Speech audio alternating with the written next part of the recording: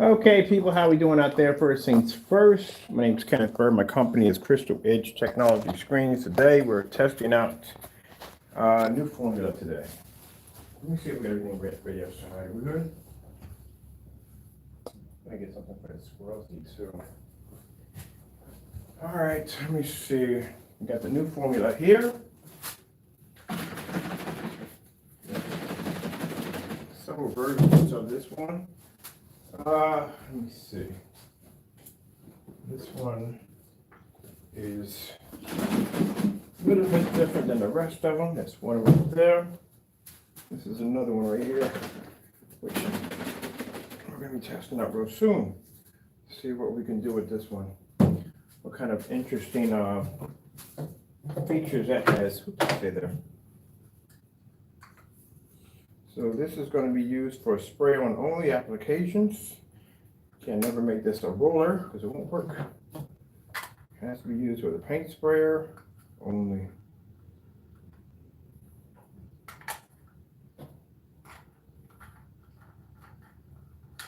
Hold on, it's getting there very well.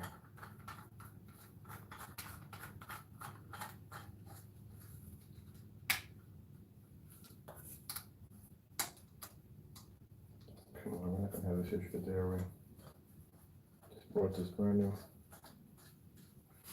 We shouldn't have any problems with it. Keep it nice and secure. Let me see, where's my Canon at? I want my Canon over outside.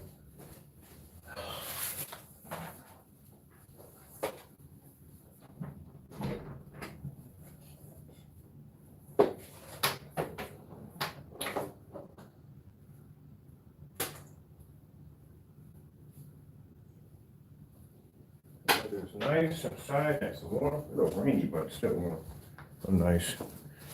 All right. So this is the process of testing the new stuff. Great. Okay.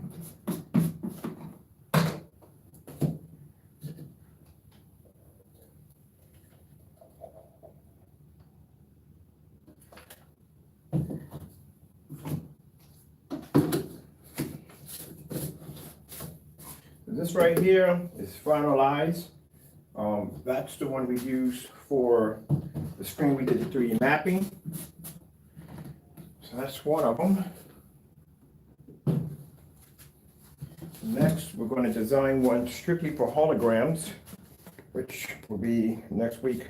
Still waiting for the rest of the chemicals to get here to do it. And knock that one out next.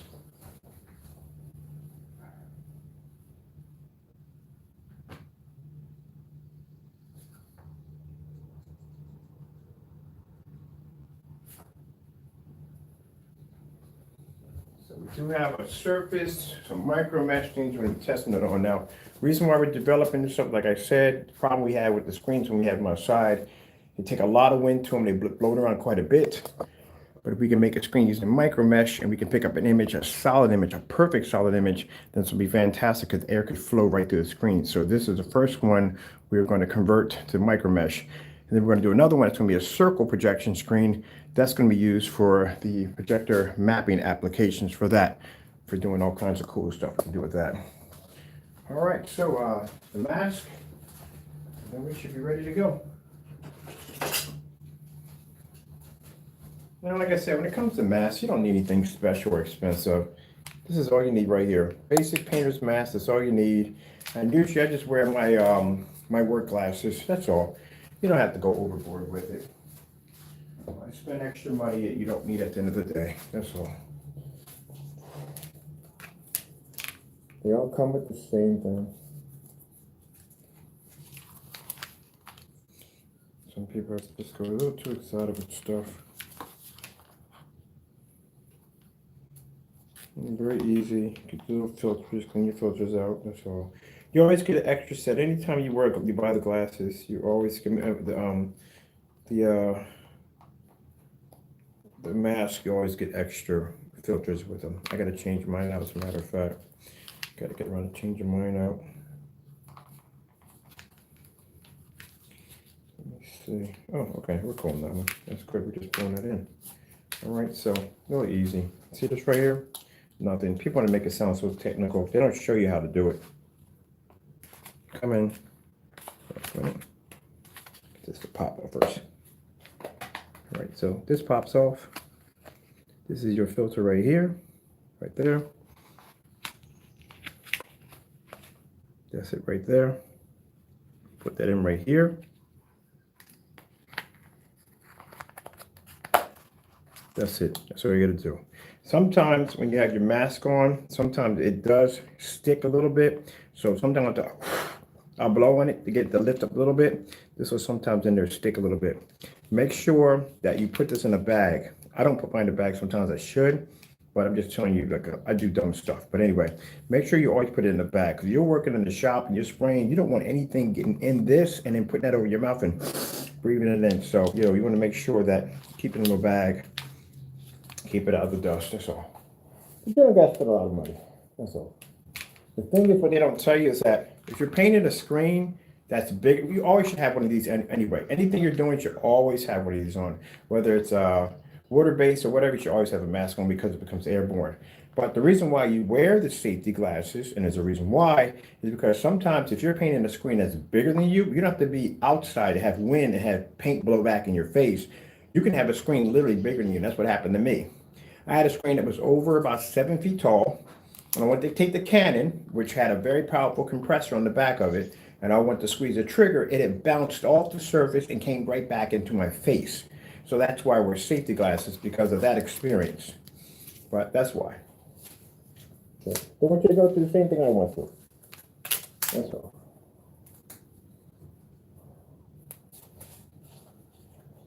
Okay, we're good to go. Let's go out and play.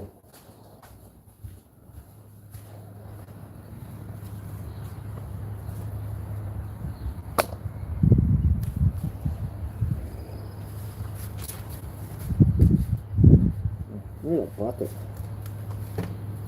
We definitely need a bucket for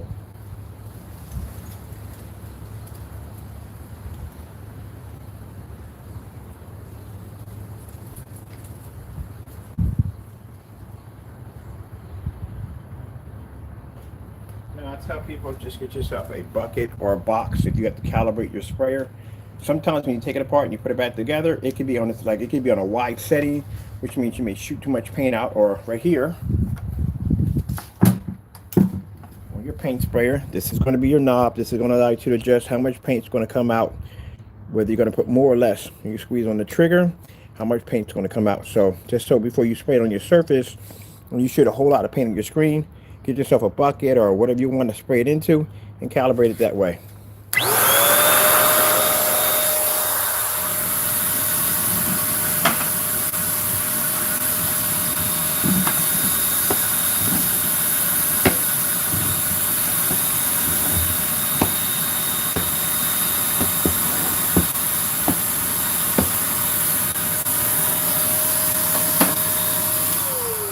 I don't know how old some of you guys are, but before we came up with the luxury of the compressor and the cup all in one, we used to have the hose and cup. That's what we used to use, the old-fashioned vintage ones from back in the day that had the hose and cup. They still use it to the day, but that's what we used to use, hose and cup.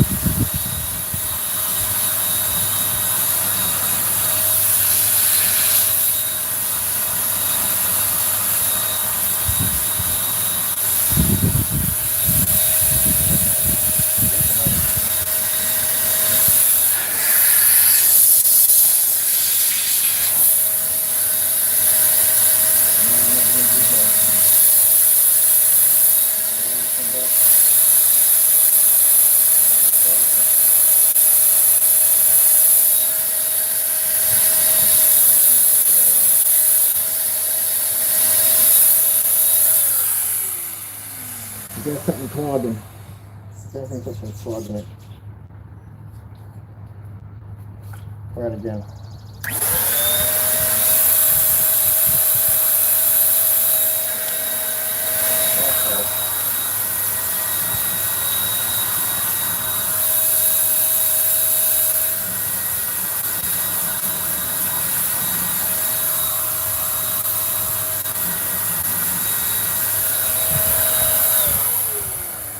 Alright, I'm taking to see what's going on with it. You'll have this happen from time to time. Sometimes your joints will get clogged. So we gotta figure out what's causing it to clog up. This up in here. So it can be anything. It could be a little piece of skin. Anything could have gotten there that's clogging it. Which I don't know how if you made it fresh, but let's see what's going on. Let's go to the sink, open this up, figure out what's going on with clogging it.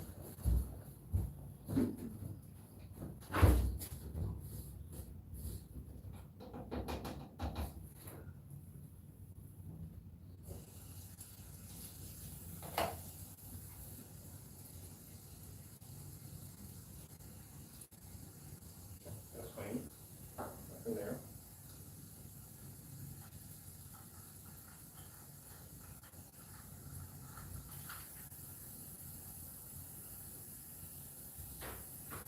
Nothing there. There you go.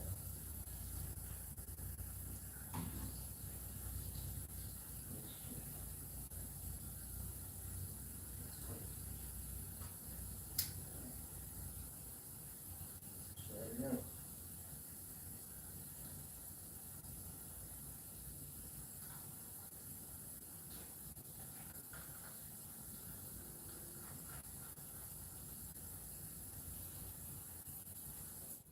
A little piece of skin. Oh, man. Okay, little piece of skin.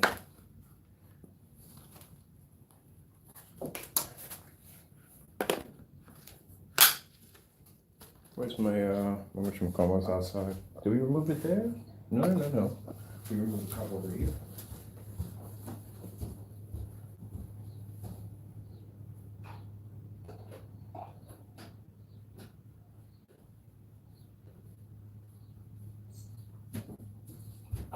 You know better. Do you belong down here? No. Chop. Where you belong at? There we go. Taco's trying me today. Wants to see if you can come down to the basement. So I come down to the basement. I'm down there. Cats are allowed in the basement.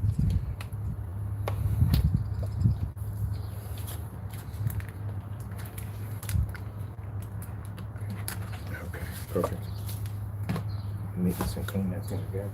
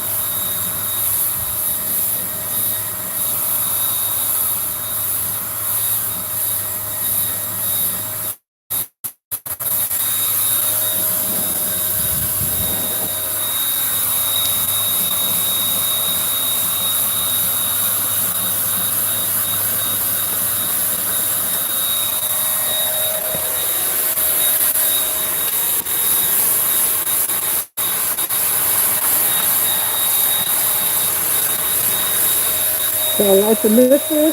That's it.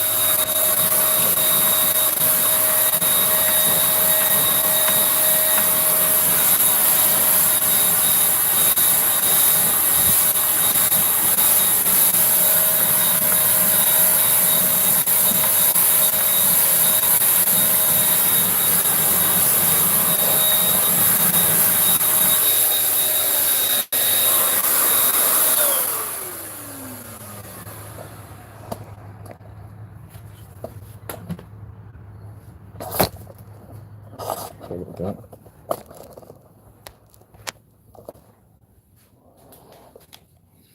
When you're spraying, if you see little puddles popping up as you spray, you're too close. You're way too close. It's supposed to be a dusting. That's what you're doing. A nice fine dusting. You hit it again, you hit it again, you hit it again. You smooth it out as you go past. If you're too close to the screen, you'll develop little pools that will pop up like raindrops. That's a bad sign. You'll mess your screen up. So that's why I said that, advising people to spray only, not a good idea at all. You should have a certain kit, which will be a professional kit for those people that are handy with the sprayer, and then should have those other people that basically that are not, may not work well with a paint sprayer. A roll-on application would be much better. But to make a product your main product only, it should be both. Like I said, this is a professional kit. This is basically being designed for company use. So, they're going to pay somebody to come out and spray the screen, or if they have experience in that field themselves, they're going to do it. So basically, we do put that information at the bottom, but then again, you'll never see that on the website because, again, you have to go through an invoice to get those. We have like 16 different forms of screen paints that you will never see because they are invoice only. They're only for companies. And these are two of them that we're developing right now. Now, the reason why we don't make a spray-on version for customers because you may have those that are experienced with the paint sprayer, but then you are going to bump into those that are not, and they're just because they're going to think, oh, it's going to be an easy application. Not really. It's going to take a little bit of practice. They even give you, when you buy your paint sprayer, I don't know if they do it now, but they give you a little chart that you can stand on, a little marker you can stand on, and you can practice how to paint back and forth. Is it easy to learn? Heck yeah, it's easy to learn. It really is. It is easy to learn. It's not that hard. You just have to know how much paint to apply to the surface. You don't want too much because you don't want it to run.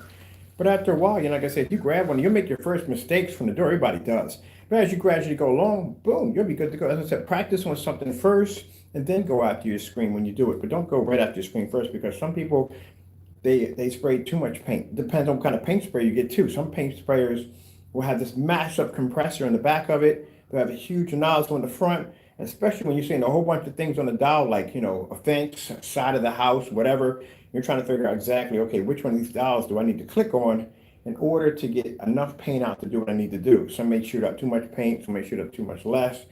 It can be a little bit crazy. My trick, if you want to spend the money, it does take a little bit of money to do it. The sprayer that I have that shoots out the really fine mist, I like the stain sprayers. The stain sprayers work to a certain degree. If I'm doing a massive screen, it's a problem because the compressor in the back is too small. So if you can buy the compressor for the big boy paint sprayer, the Wagner's, and connect that to the back, you would have a perfect setup. You would have that small, fine mist spray application at the end, and you would have a massive compressor at the end. Perfect combination, perfect. Plenty of power to push through, but yet nice fine mist at the end, like using an aerosol can. But like I said, practice first and then before you go at your screen because you don't want to mess it up.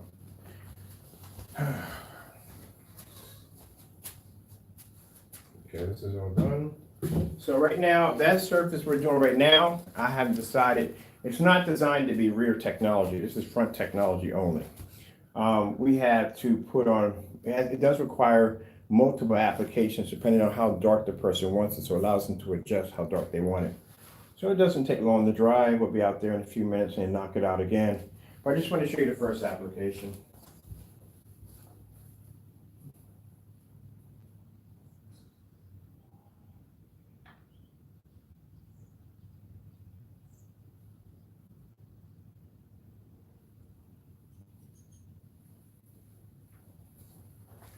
I want to do a fabric surface, but we have to wait on that because it's rainy outside and I don't want to take the chance. But we do have a surface for fabric. I have this one right here, which when I was cleaning out the shop, I didn't realize that I had a brand new 100-inch screen sitting right down the corner. I don't even know when I bought this. I don't even remember buying it, but it is brand new. I might use this for the hologram paint. I think I'm going to use it for hologram spray.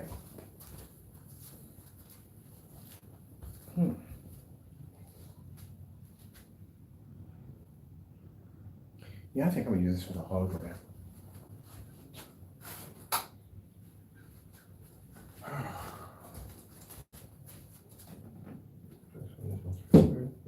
so that one's finished. We do got one we can test now. I do have one I can test now. I'm sorry, I can just apply that application to let it dry.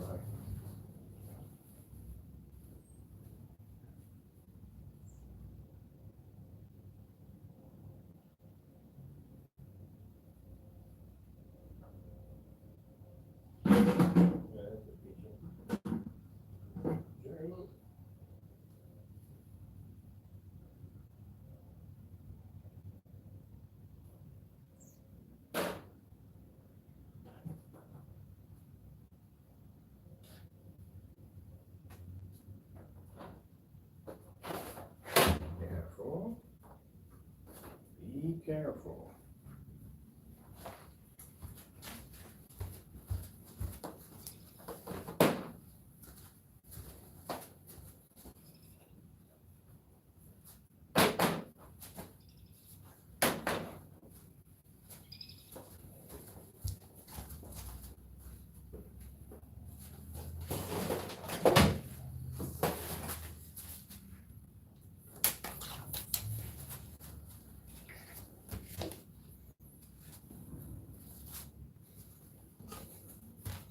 Now, we can make this in two different processes.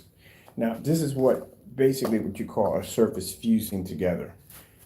It's a little complicated to explain. Not that complicated to explain, just explain it. All right, so we can make a special paint that's heavy concentrated.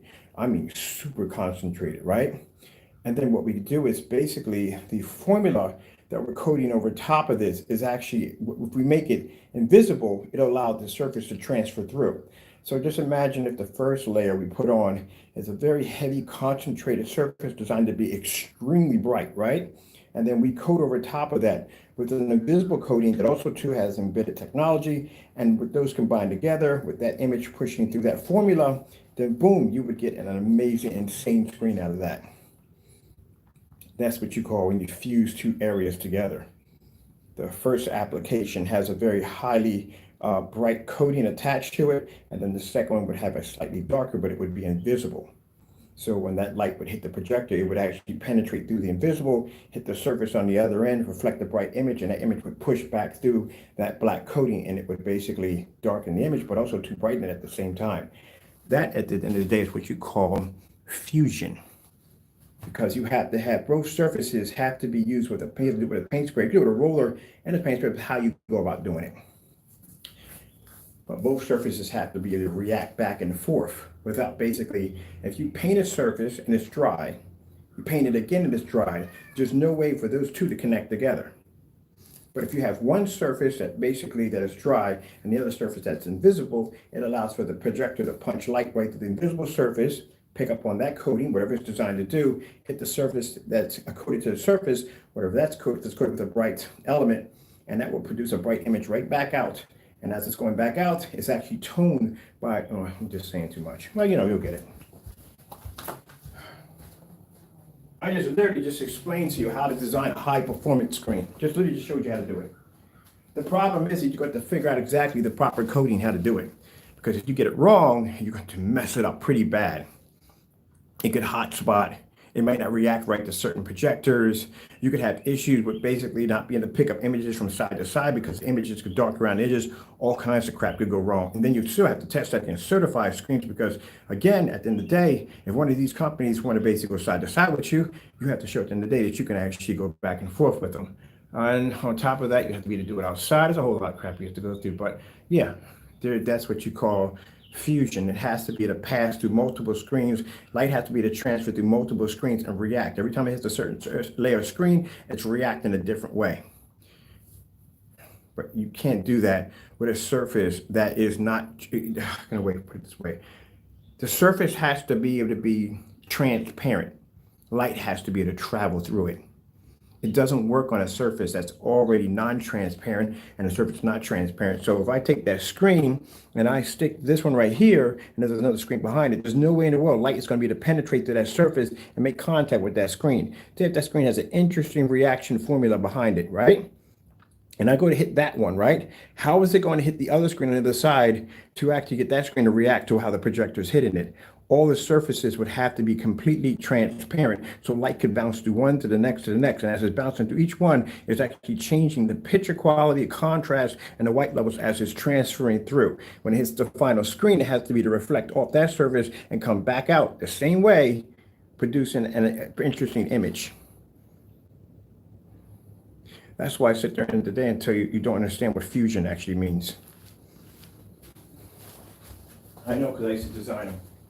The screen that we developed way back, we called it the Fusion. That wallpaper thin screen you saw sitting on the floor had that capability. That's why they looked like TVs when we got done with them. The problem, they were a freaking pain in the neck to make. That's what they were. That's why we didn't work with them. Now, today, what we know now, easy, cakewalk. I can design multiple of those formulas right there, maybe 4 or 5 of them, and actually drop them one by one on top of the screen to get it to react a certain way. So that's what we're testing. That's what we're testing. And you can have all kinds of complications. Sometimes formulas don't marry well. Sometimes you don't want to feed to the paint sprayer correctly. All kinds of crap can go on. Oh, we hooked up outside? Mother George, we are hooked up outside. All right, do we don't have anything else in here? We've definitely got power units in here somewhere. Let's see what we got.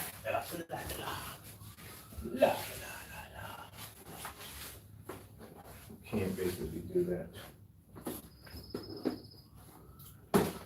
And on top of that, you can't roll it on because you run the risk of cross-contamination. You don't want that crap at the end of the day.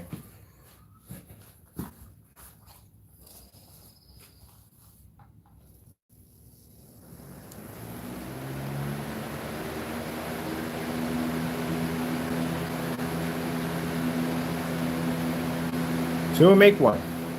We'll make a super bright screen. So how do you know it's super bright? Because we can watch it at 12 o'clock outside. That's why. That's why we're going to show you super bright. We can make them. It's just a pain in the neck to do. The last surface doesn't have to be transparent, but the multiple layers have to be, because it has to be to bounce from one layer to the next.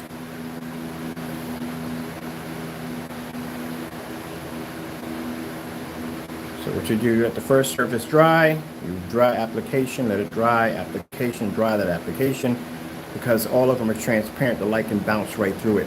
That's why I said, you know, you guys have to understand, you have to study the physics of light. You'd be surprised, even sunlight's are interesting, how it reacts to plants and stuff like that. Yeah, it's pretty interesting. All that plays a role in technology and projection screens. You'd be surprised how much stuff they study about it.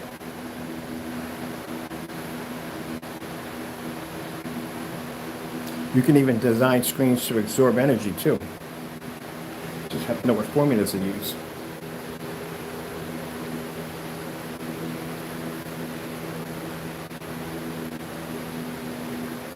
But if you really want to start something, to tell you the truth, study plants. Study how plants absorb sunlight and energy. That will open up a lot of doors for you.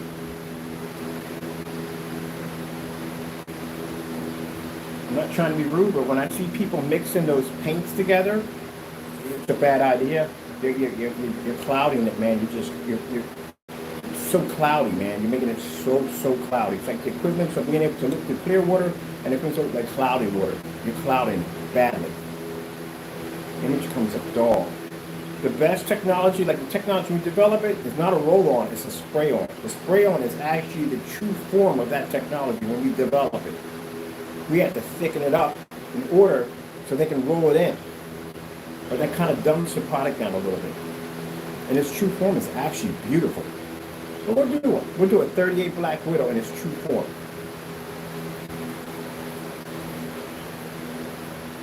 Having a heat wave, a tropical heat wave.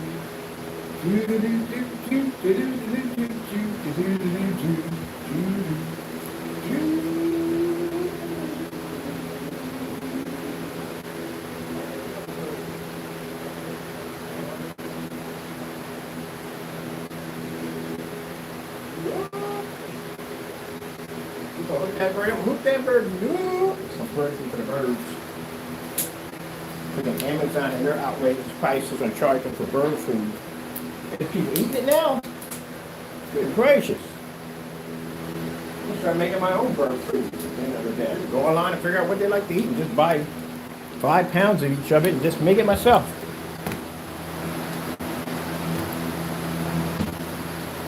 So these right here are my work buckets. This is what we mix our paint in at the end of the day, but I don't like the way they look because they look really sloppy in the corners. How dirty it is. So what we're going to do is we're going to dress them up a little bit. Do a little paint job on it. We're going to put some huge biochemical stickers on it like radioactive poison, and then we're going to paint this kind of glow-in-the-dark goo coming off the containers. Probably a little bit of silicone, probably to make it look more of a realistic effect. So that way we stack the containers at nighttime, they look pretty cool, like they've got bio waste in the corner. That'd be pretty cool, eh? If you want that kind of like dripping effect, go get some, use some of that, that silicone, that caulking, which is pretty good. That stuff was pretty good. We used to use that stuff. We used to make PC cases to make them look like they're frozen. Like if you take a PC case and you spray it with everyday silver and you stick it in the freezer, it cracks it up. It gives this little crack effect all over the freaking PC. It was really cool. But if you want to make them really looking cool, looking icicles hanging down, you know what EL wire is, or you can use optic fiber wiring to you on how you want to go about doing it. Take one of those sickles, you open it up, and you paint the inside of it. Actually make it kind of flat. You paint the inside with blue UV paint, and then you slide down in the middle of it. Or another way you can do it, you can basically do it with drops. You can use eye drops and just drop it down in there. Just make a sickle, put a little hole down into it, and just drop some of that UV paint into it.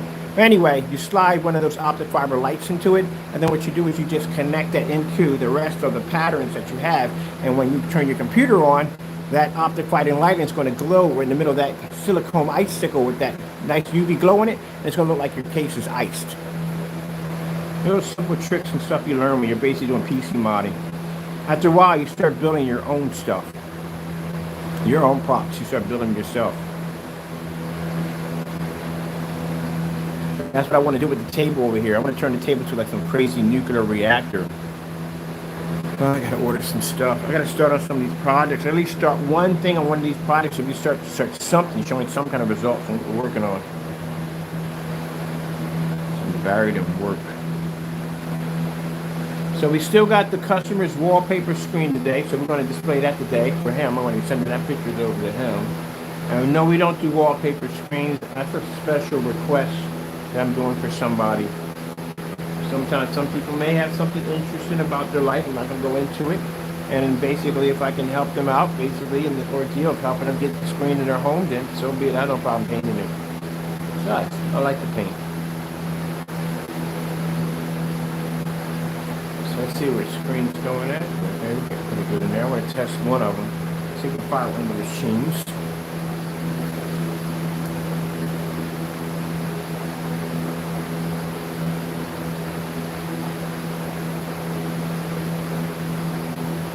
So this is how it's drying. Once it dries, it's going to smooth out like that. So right here, this is where it's drying. This is where it's wet. As it starts to wet, it's going to smooth out like that. Now that's the first coat we put on. We have to put another coat on top of that. I adjust to see how dark we can make the screen, how we can adjust it, how many coats it takes. So if they ask me how dark would 3 coats be, we have to know how many 3 coats are going to be. The easy way to be able to adjust how dark you want your screen, put a piece of newspaper on the bottom of it. You spray it to the point where you see less or more of that print. That's how you can adjust how dark you want it. That's an easy way of doing it.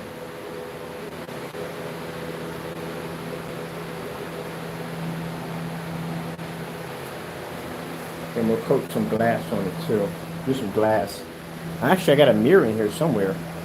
I want to do a mirror, to tell you the truth, honestly.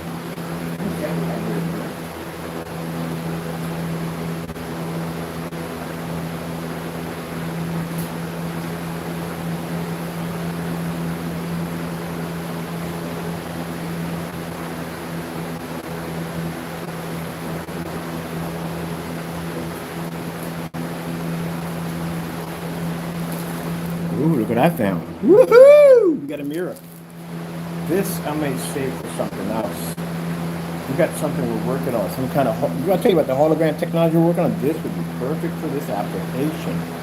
Oh, I got to make something special for you. Definitely something for you. I'll be back.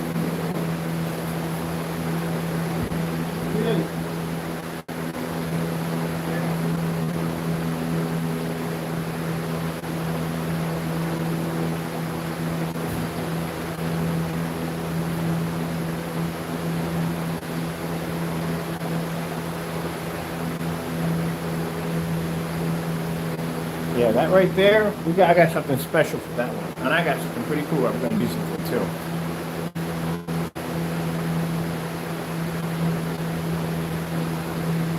You don't have to spray the big screen. I'm gonna spray the big one over there.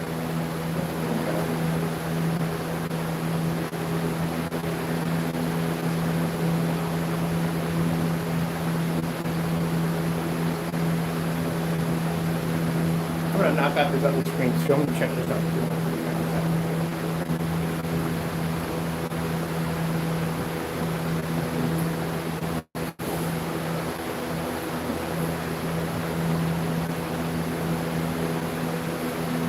Imagine at the end of the day, this is plexiglass. It's gonna just put off. I paid freaking $80 for this thing. That one door cost $28. Yeah, plexiglass. Ooh, yeah, a lot of money.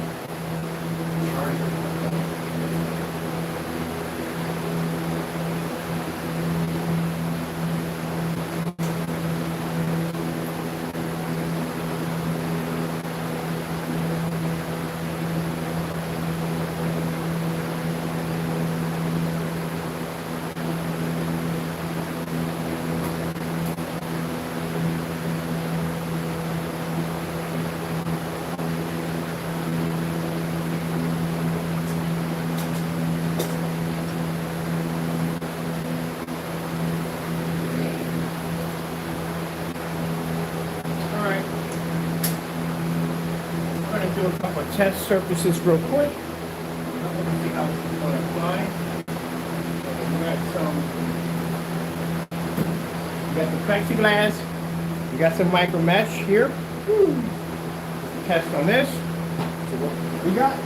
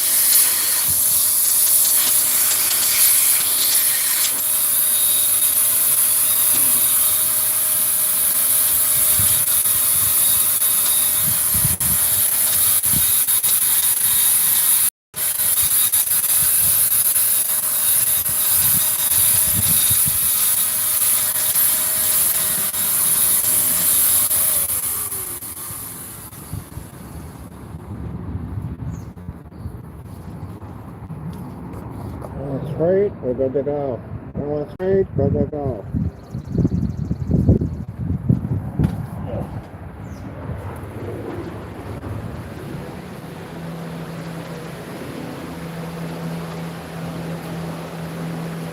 When it comes to the plexiglass, you want to be a little smoother. When it comes to the fabric, really you don't really have to go. Oh, you have to go all professional on it. You're just saturated. You want to saturate the surface with that formula as much as possible.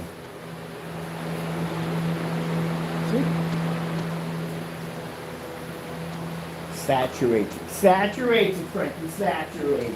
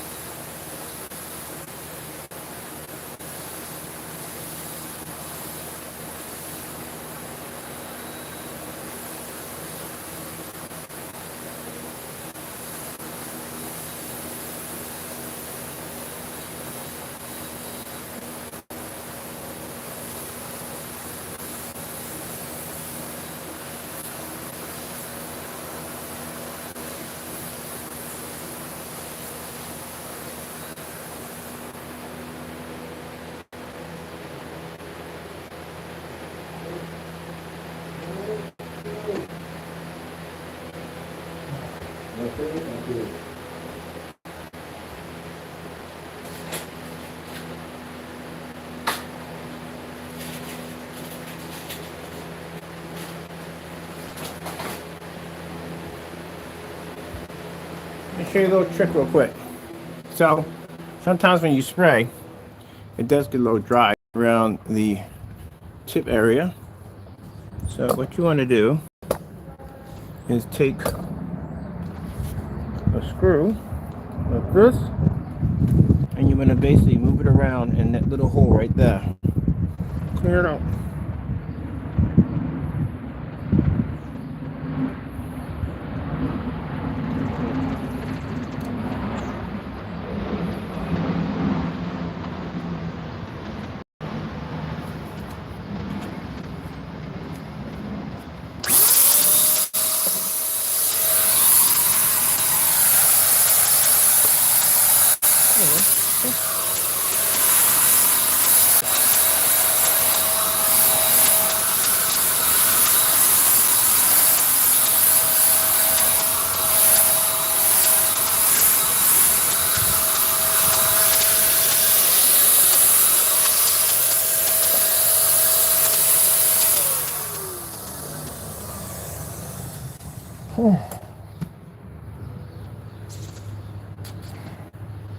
When we get a chance, we'll get something that hangs over top so that we can see the bird's eye view of me spraying the screen.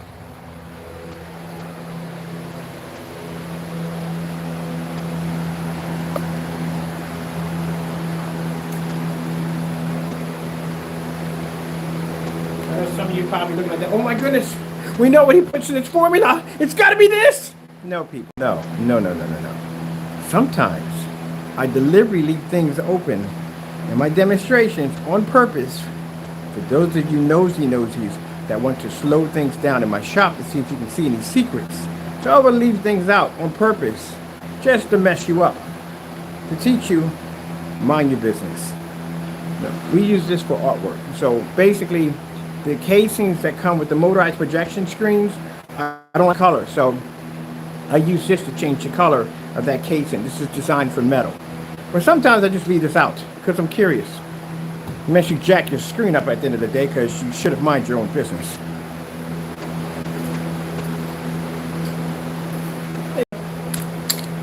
This one was going to be used for the Pac-Man screen, but I couldn't figure out what color to go with.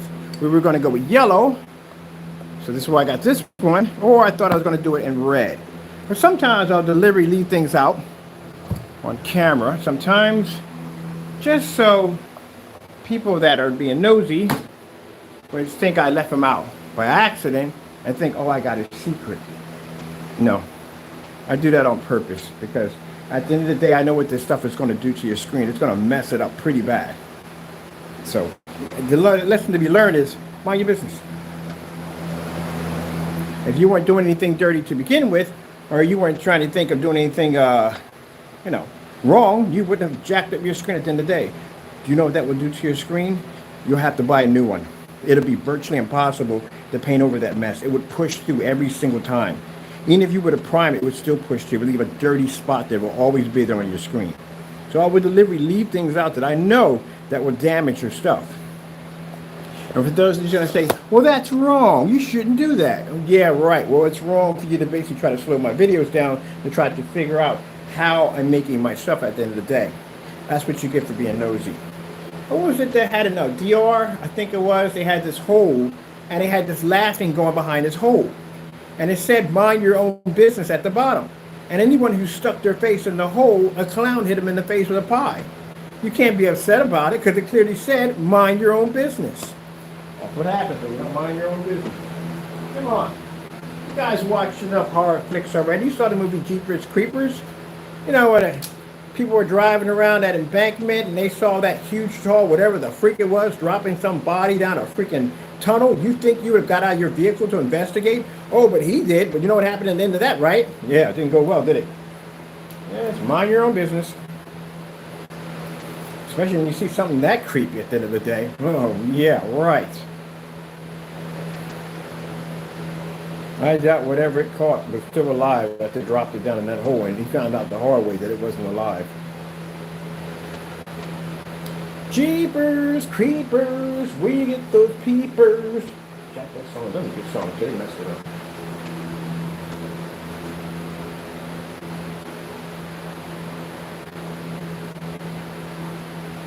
I can't mind your own business. Certain things you shouldn't mess around with. Leave it alone.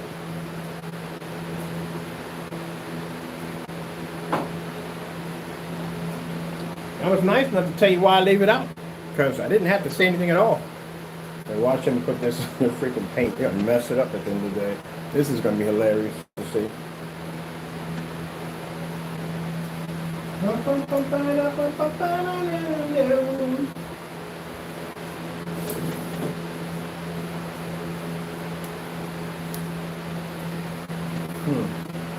Oh man, I hope you're around. I'm gonna go outside the Pac-Man screen so bad. I want to get outside the Pac-Man screen. Oh, that screen is so much fun, man. That's a really fun screen.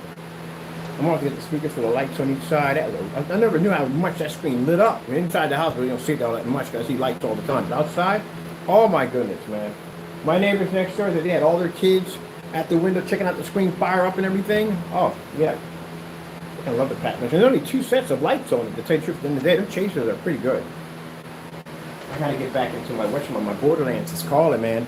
Just gotta get past this, and I gotta take out an order for a customer today and do the demonstration for that. And I'm going back in Borderlands.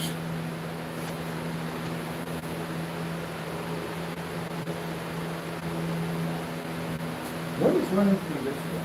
You got it's going to press the fire. I know it always presses the fire. Really seriously, you can't skip it for 5 minutes? Yeah, there we go.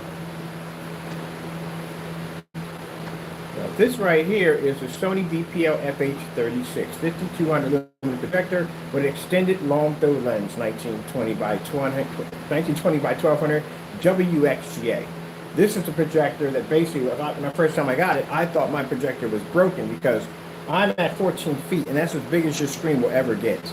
Because that's an extended throw lens. So if you have a real dedicated theater room, I'm not talking about a theater room where your projector can be seen, a real dedicated theater room, you don't see the projector. It sits in a booth in the back. That's a real dedicated theater room. I mean, people want to get technical at the end of the day, because people say, wow, I have a real dedicated theater room. If you want to get technical at the end of the day, no, it's not. If you want to get really technical, because the ones I've seen so far, these suckers have slanted walkways, and you walk down with the lights, and they have the seats, like the one I showed you, big screen. And this screens don't sit on a wall, it sits on a stage. literally a stage. There's a little stage built around, the screen sitting on top of it, just like a movie theater. That is extreme dedicated.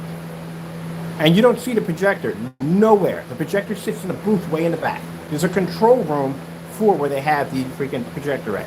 It's not a big one, it's just something like that. But you have to have a special lens for that. Because see, if I took this projector and I shot and hit the screen, you see how that picture is right there, how it's pinpointed there? But if I used any other projector, it would expand it out. It hit the walls, it hit the ceiling, it hit the back of the seats. That's a special lens that they're designed for. So you can shoot that at 18 feet back, 30 feet back, and you will still nail your screen perfectly from that distance because of that special lens sitting on top of it. But if you didn't have it, and you had a regular projector, you'd be all over the place in that environment. That's why I had a customer who was he was building a dedicated theater room with a booth in the back, and he couldn't figure out every time he put a projector back there, the projector would expand all over the place. I said, it's your lens. You have to have a special lens. You have to extend it, long throw zoom lens. That's what you need for it. That's what's sitting in that baby right there. So heck no, I wouldn't get rid of that projector right there. Not expensive those lenses are. I just happened to get one that somebody already had one installed in. And that's not the kind you can go over and hit a button and remove it. Somebody professionally put that one in there. And I got that one for around about 350 bucks.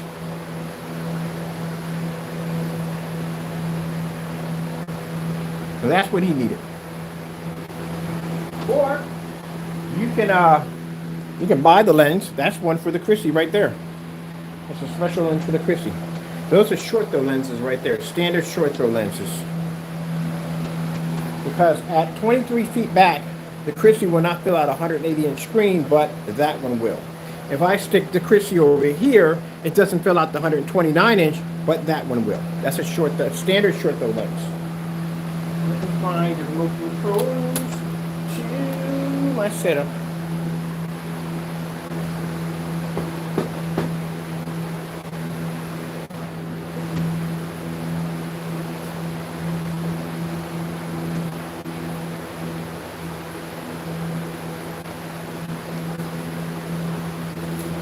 But if you can't figure out what I meant in the demonstration, or if you missed it, you can always email me and ask me where to get the lens from. I mean, they're not too bad. They're like $500, $600, $700 at the most.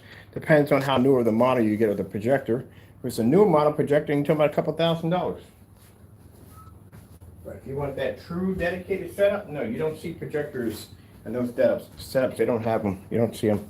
They're in a booth somewhere. And he was actually building one. Pretty cool though. It's nice to look at. I've seen it, but I've never actually met somebody that was in the process of actually building one. All right, we're missing a remote control here. Always miss the fire stick. Fire stick, I'm always missing fire sticks. So chances are it took a walk. Hopefully I didn't take it upstairs with me. Just cleaned up the shop. We're supposed to have everything organized, and we're missing remote controls. So the remote control for this, that's there, and that's already there. All right, I think I took it for a walk. So I think this one is dry. I gotta respray that one, and I gotta try and get the remote control somewhere weird. We'll find the remote control.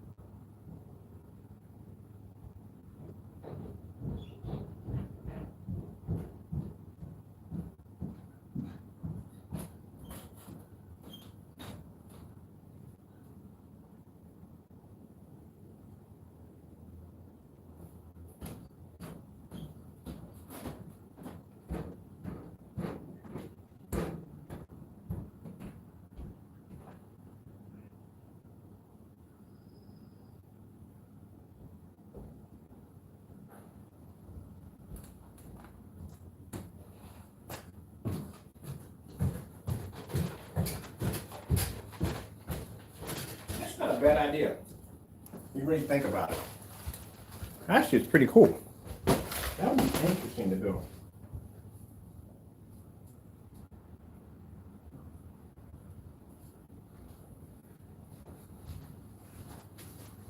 I told you I'm in the process of looking at land. And I thought that, I've got to find the remote, it's around there somewhere. I thought that if I get a self-made lake put on, not a lake, not that big, but you know what I mean, a good size of a pond or something good size, that I can have it coming in cascading down, as long as it hits the turbine.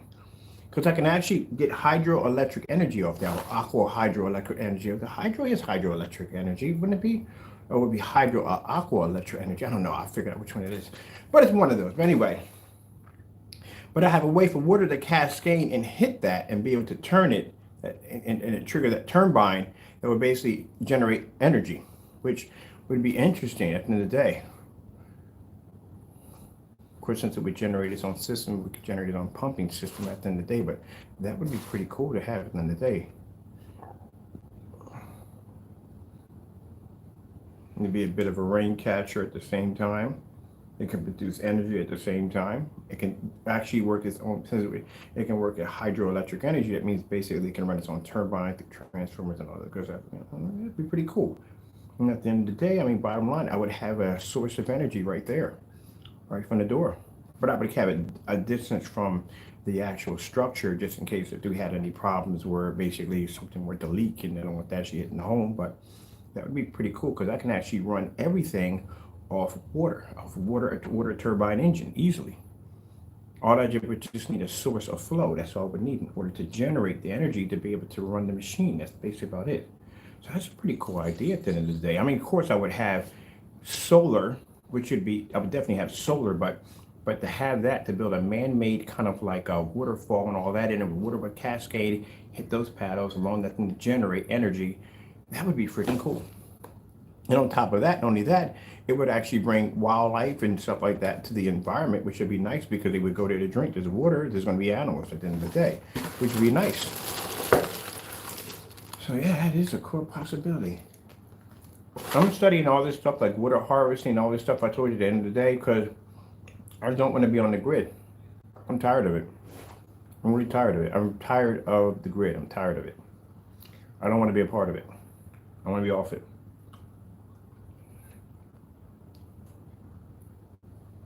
I mean, I still want technology. Yeah, I'm a technology junkie at the end of the day. But I mean, as for, yeah, every time it rains, every time the sun comes, sun energy pushes through my house every single day. And I pay electric bill and gas at the end of the day.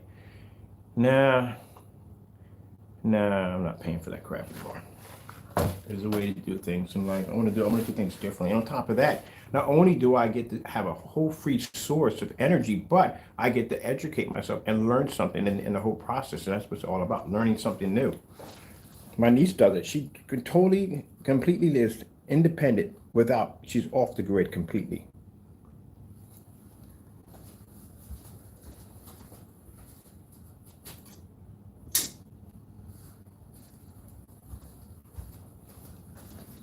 But then people say, well, bottled water, you have to find a way to clean it and all, basically from all the different parasites and stuff like that. But even at the end of the day, this stuff isn't safe to drink because it's in a plastic container, surrounded by chemicals all day long. They should make it out of glass bottles, to say the truth, but now glass is too expensive.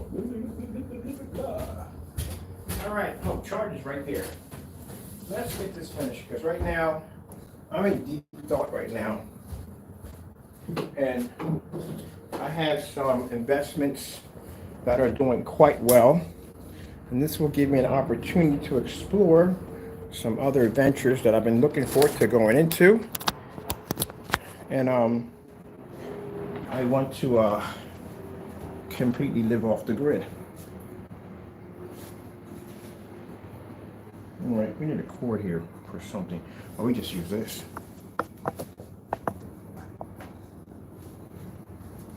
Now, some people say, well, how would you ship out packages? I won't be shipping out packages. But at that point, when I get to that stage, I'm completely retired. I'm done. I'm not doing this anymore. I got 3 people that will take over for me that I trust at the end of the day. They'll be doing it. I won't. Mr. Bird's going to go disappear. That's what he's going to do. Now, it's not going to be one of the things where I just roughly gone like that. No, no, no, no, no. That's not responsibility. At the end of the day, I have to basically transfer all information, all my technology, all not rights to the end of the day. They still have to pay me for the technology, but they would be the ones controlling it. Every once in a while, on a blue moon, maybe I can pop on some VRs and just pop into a meeting, whatever, yes, whatever, blah, blah, blah, blah, blah. The chances are they can run it all by themselves. They don't need me. I am going to basically come close with the earth. I'm going to get out there and get my piece of heaven. And I'm going to retire. Just like my brother did, except I didn't make the money he made. He made 7 figures. He was making a killing. And he decided to quit one day on a trip. I don't know, nobody knows to this day, never discussed what he talked about with that man on the pier, but whatever it was, it changed his whole entire life. He came back, he wasn't the same person anymore.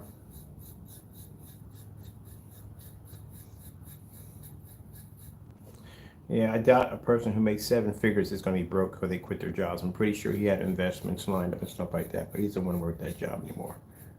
I watch him on camera. We go and we do video chat, and I see him come in. This is the man who used to wear expensive suits and customized shoes, customized briefcases, Rolex watches, all that good stuff. I mean, dressed to a T every single day. Had a diesel Mercedes Benz. They used to drive vintage. Yeah, and now you see him, you're like, whiz. Like, what's going on, man? You got dreads now and freaking man slopping around with socks and freaking flip-flops and yeah, sweatpants and everything. He's happy. Sometimes money don't make you happy at the end of the day. You can see a businessman go on a trip, man, and just basically it's all about money, money, money. Until one day he just bumps into that one thing that breaks him down. He goes, you know what? I quit.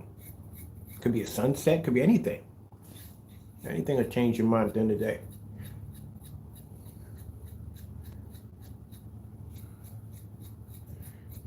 Me, I want what those homesteads got. I want what they got. They got a nice farm out there. They got some nice livestock out there, growing their own food at the end of the day. Man, they're living a good life. They're good life. They're good life. That's what they're living. Peace of mind, quiet. And then one day, I mean, I like technology and all, but I just might decide to just pop off social media altogether. I mean, basically, I can have my own independent, dedicated server designed just strictly for myself. I don't have to really socialize with anybody at the end of the day. It's all about peace of mind, people. You have to understand, as you get older, that's what it comes down to, peace of mind. It's worth more than anything in the world.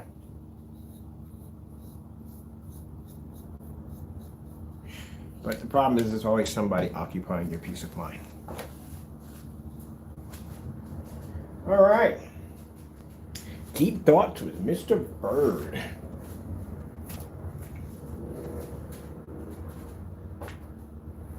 Oh.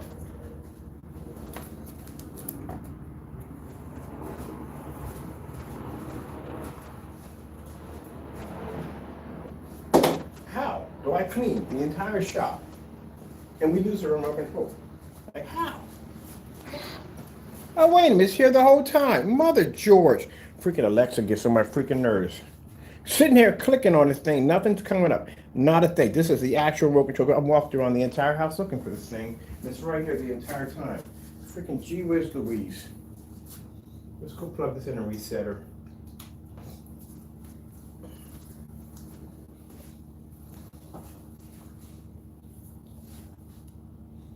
I hate that crap, man. I literally walked around the whole entire house looking for this remote control. It was here the entire time because she didn't want to operate.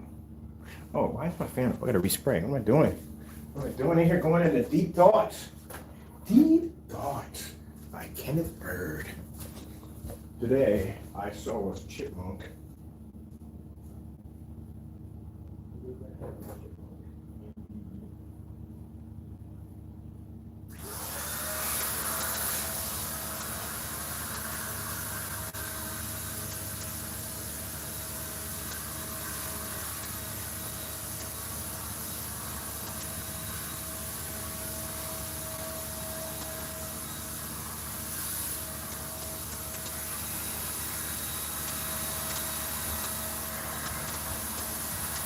All right, where is it at? Where is it at? I know I had it over here somewhere. Man, oh, no, that's not it. Come on, Bird. Don't you get that right here. Indeed. He's a happy chipmunk indeed.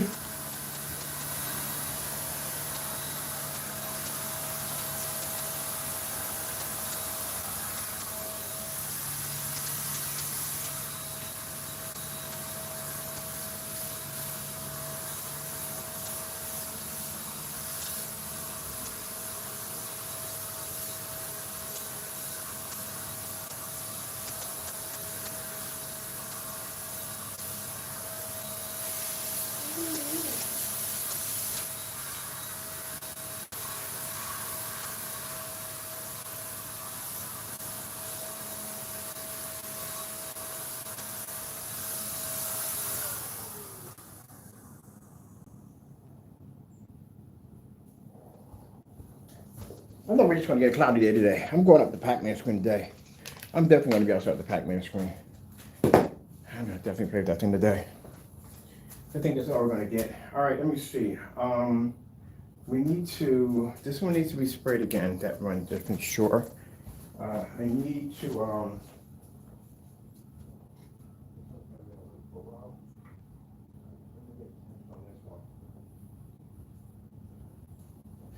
let's get a test on this one right now, because this one's actually coated already. Let me get an idea of what this one's gonna look like.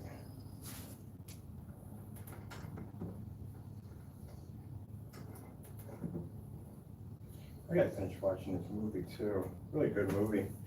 It's old-fashioned black and white. Them black and white movies, man, I love those right there the most. Classics. See how much brighter it is right there than the other screen? See how much brighter? That's the new technology we're working on. It allows screens to be able to generate 10 times more white light. Good gracious, we just literally had remote control. You're driving me crazy. You're driving me crazy. There we go. But we have a much bigger surface. Right now we're just doing these tests. Now, my main concern was that glare was driving me crazy in the middle of the screen. Let's see if we can get around to fixing that one next.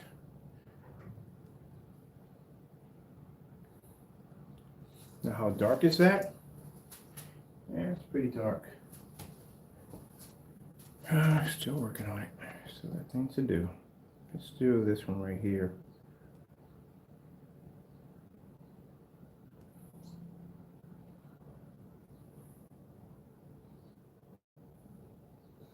We just don't want that glare to pop up. We can't have that glare. That's why we're at 5200 lumens. Because if it's going to hotspot, it's definitely going to hotspot at 52.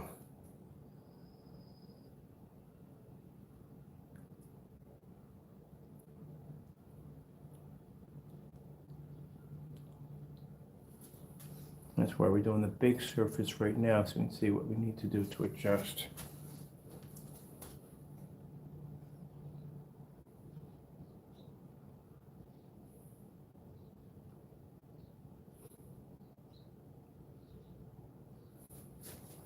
Okay. Let's have a look at the big surface.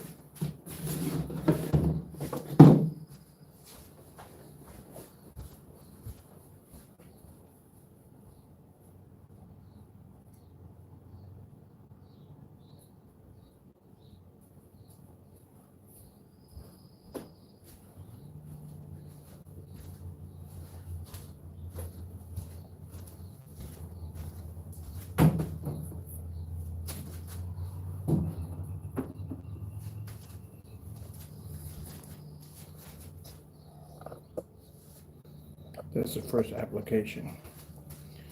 We make it darker, we add more applications to it as we go along.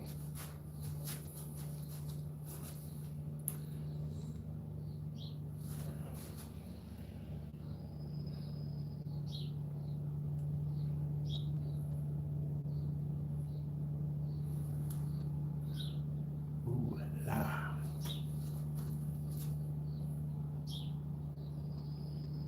we can make an invisible version of the gunmetal. We'll do that next week. Let's see.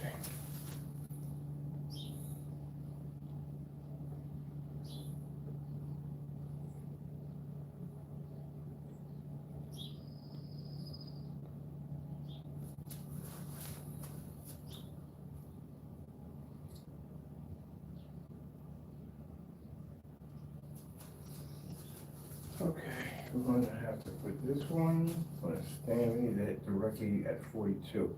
So we have an angle coming, which is good. I like that. We'll take that. Okay, let me see. We can take this off. I don't want to take out the stand. This is too much work to take out the stand. I'll figure a way around it.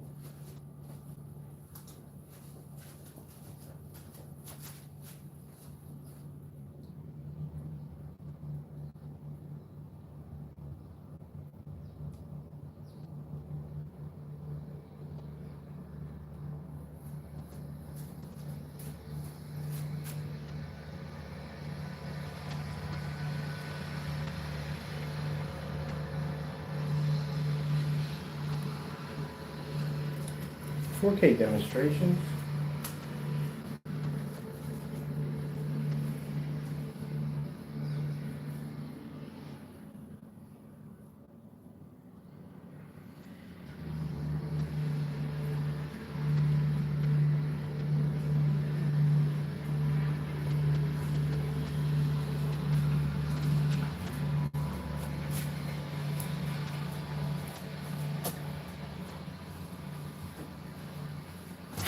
Whoop. Almost. Got myself before I did that one. All right. This here. That way I can get a better understanding what I need to see.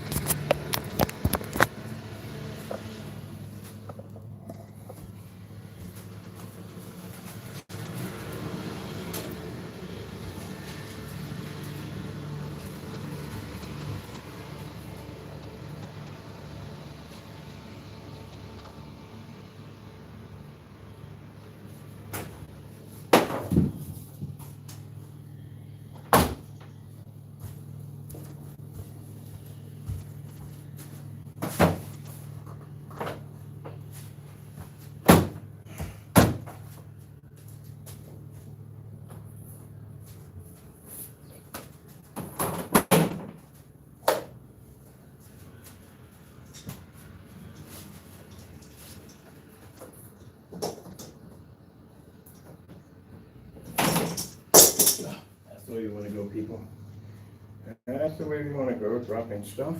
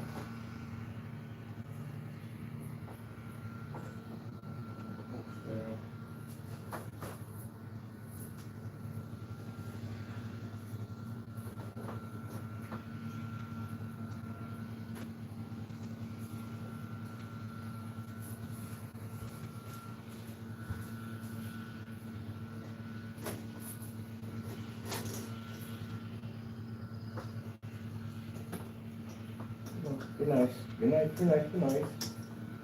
Be nice. Be nice. You want to stay with me? All right.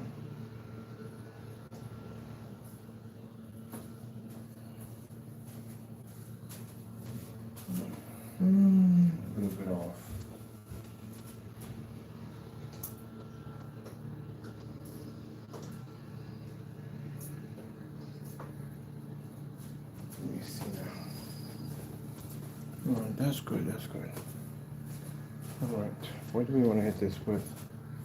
I'm going to take Z52. Use that instead because that would be more accurate than what I'm using now. So what we could do is, but we're not going to hit it from there at the end of the day. That's not going to hit. Let's try this one. Let's try the, no, I feel much happier with the 52.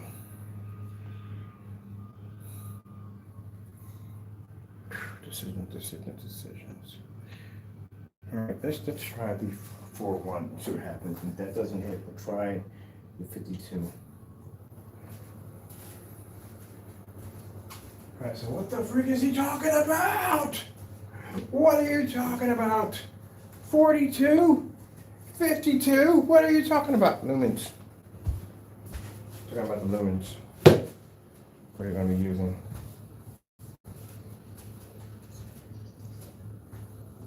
So in this case, we have to use high lumens because, again, since we are working with companies, they're going to be using some freaking berserk projectors, and they want to make sure nothing's going to be hot spotting on the screen. That's what they don't want. Hot spotting.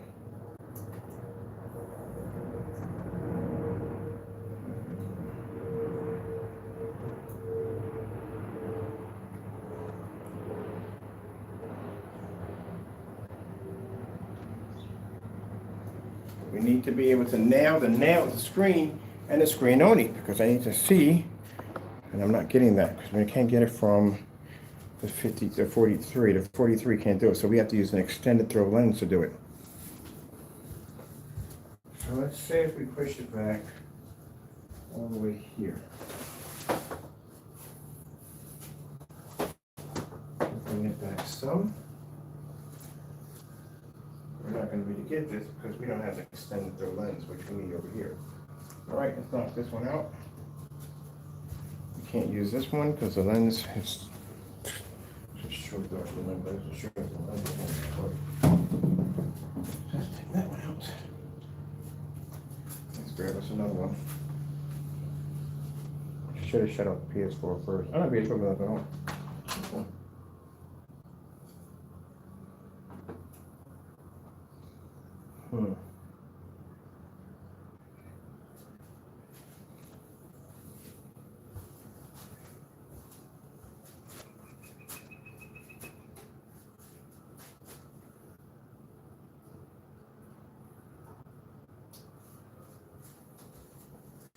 So you find this extremely boring? I find it pretty exciting, but this is what goes into testing. This is what you have to go through. Make sure your product works correctly. All this stuff, jumping from projector to projector, configuring this, configuring that, jumping from one environment to the next environment, see how it's going to react here, where it's going to react there. Yep, a lot of running around, a lot of disconnected, reconnected, putting that together, a lot of work, a lot of freaking work.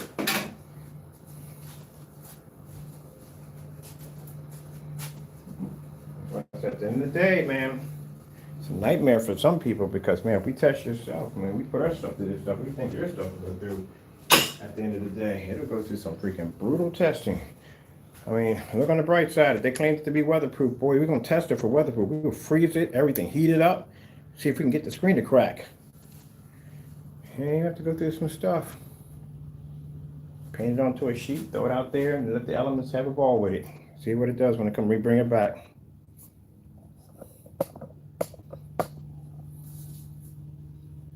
I will beat the crap out of it. When I do it my stuff, I beat the crap out of it. All right, let me see. Are we shut down on here this machine? Yeah, I feel like about the Sony's. Sony shut down real fast.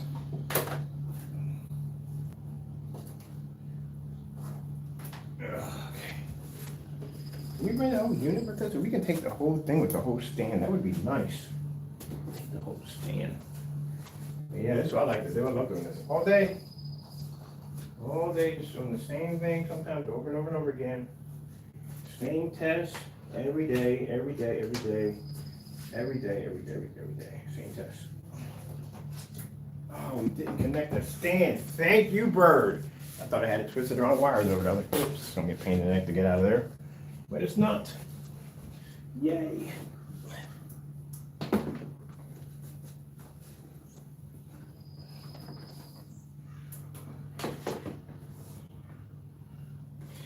to tell you how amazing God is. We made this stand for our Christie 50U, right? 5WU projector because it was so wide. It needed to stand here and here.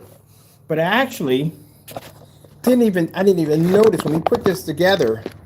It's amazing how God works everything out. How everything was spaced out just right. I didn't even know it, where this projector sits in here perfectly. Perfect. Tell me God, it's not amazing. We built the stand for one projector so it expands from here to here, and we put the FH36, 31s, and 30s in here. They fit perfectly in here. Told you, God's incredible.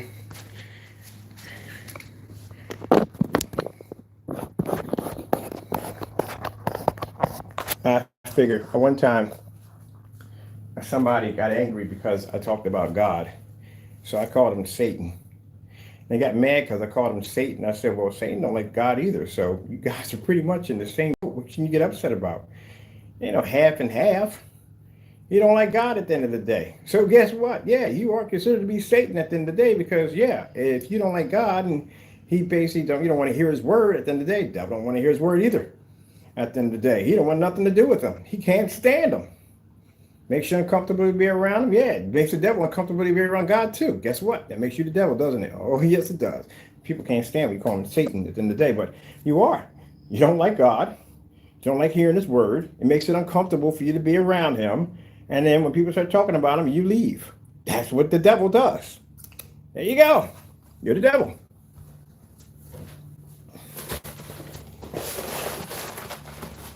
I've never heard of God starts speaking and the devil pulpit. Oh, hey, quiet.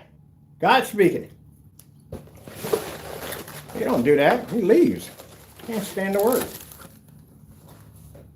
You want to make a demon leave at the end of the day? You talk about God. He'll go. He'll leave. He ain't going to stick around. Bye. See you later. I don't want to be around here for this nonsense. Got to go. That's what he does. That's why the delivery type put my videos in. God is amazing. Because I know people would avoid that at all costs because they don't want to hear about God at the end of the day. But I find it interesting when people jump on a plane and if a wing happens to pop off and that sucker starts plummeting to the earth, boy, you can see an atheist become religion after that. What was that saying? My pop used to say, oh, there's no such thing as an atheist in a foxhole. Yeah, that's any time to basically be friends with your maker, that would be the time to do it. Pop your head up, you can be going just like that. Anything can happen in that foxhole. It says no atheist in the foxhole. Because nobody knows at the end. I mean, if you're basically a Christian, you know at the end of the day where you're going to go. But if you're not, and you're not ready to go, then guess what? Yeah, you might start doing a lot of praying real fast, real quick. Because you don't know what's going to happen in the end. Better to be protected than not be protected, okay? All right, let's fire this baby up. What's the fire stick we just pulled out of here? We need freaking juice at the end of the day. Let's get this juice from over here. Get some juice. Some juice. Oh, how are you coming on? I just turned you off. Okay, projector literally purely has a mind of his own. Just cut itself right back on. Unless I hit the power button. I gotta shut her off.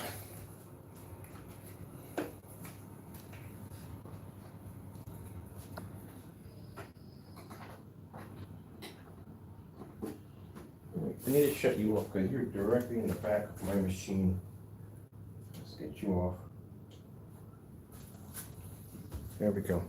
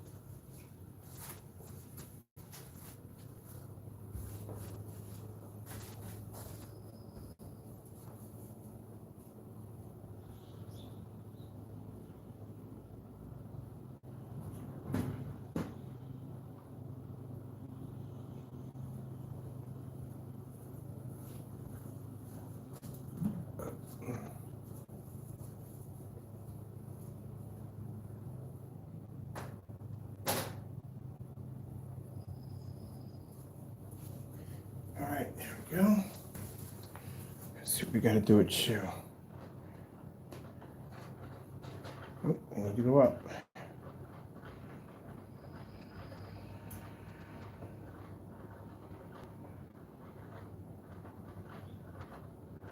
I need to go over. Wrong one. Oh, part notice. I forgot about that. I'll watch that tomorrow.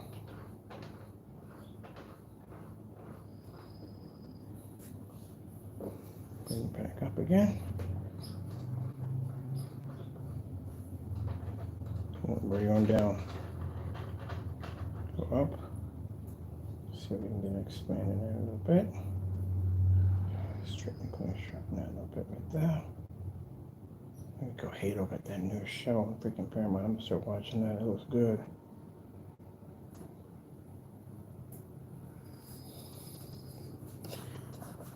Okay. And the most magical question of all, where did Mr. Bird put the remote control? He just had it a couple minutes ago. Ah, yes. That's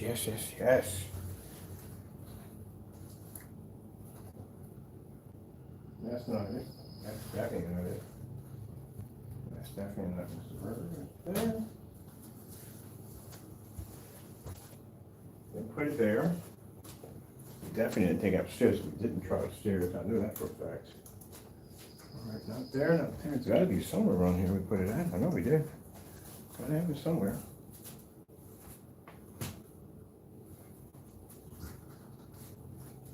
Because it's going to be asked, I know it's going to activate asking for remote control. We can't find a remote control because we had remote control and we lost remote control. Literally that fast, that quick. We lost remote control that quick. It wasn't any place else. All right, let me break it down and try to figure out exactly where in the world I just basically put a remote control at that fast, that quick.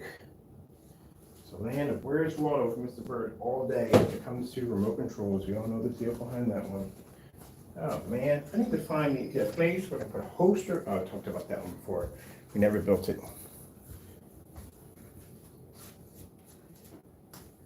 Okay, where did you put it at, Bird? Come on, what interesting and weird, wacky place did you stick a remote control at?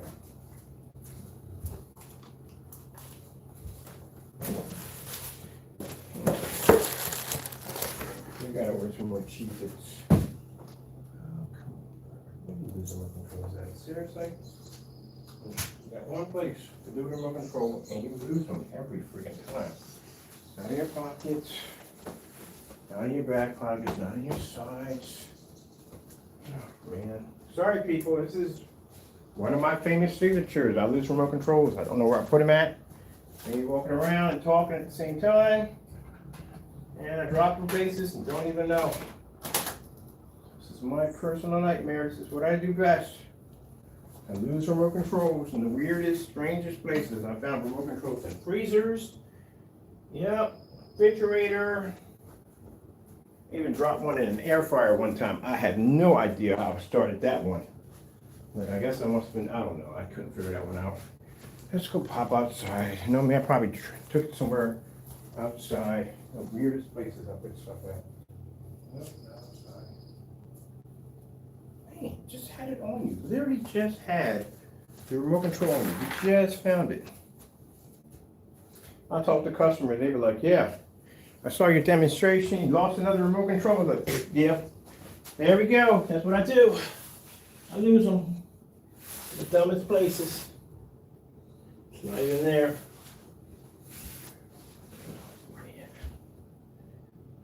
I'm so tired of losing remote controls. I swear. I think I spent most of my life looking for freaking remote controls.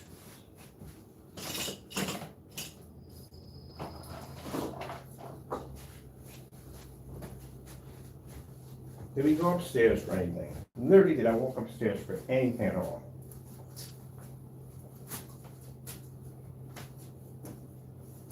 Ah, I hate when I do this mess. Every time. Every freaking time.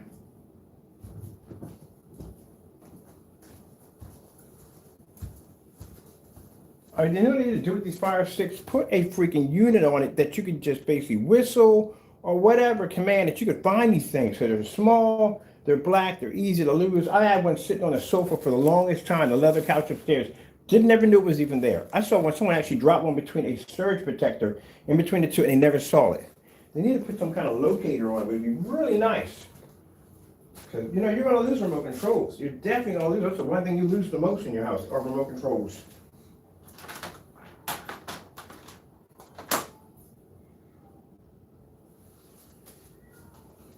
I swear, man. And sometimes I think I got trolls in the house. I do. How do we lose the remote control? It's got to be upstairs. Chances are I carried it. I had to carry it. But that would be a nice thing. Amazon, at the end of the day, if you guys decide to put a locator on your remote controls for people like me who basically have a bad habit of losing remote controls just about everywhere in their house. I'm baffled. I'm definitely baffled. Usually, if I can't find it by now, that means I put it somewhere really, really messed up. I gotta take a trip. Man. Seriously, man, put them in a bucket somewhere.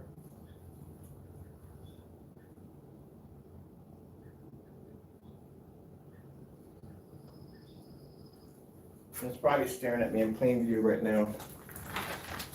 Like, you don't see me right here. It's not on the floor. Not there.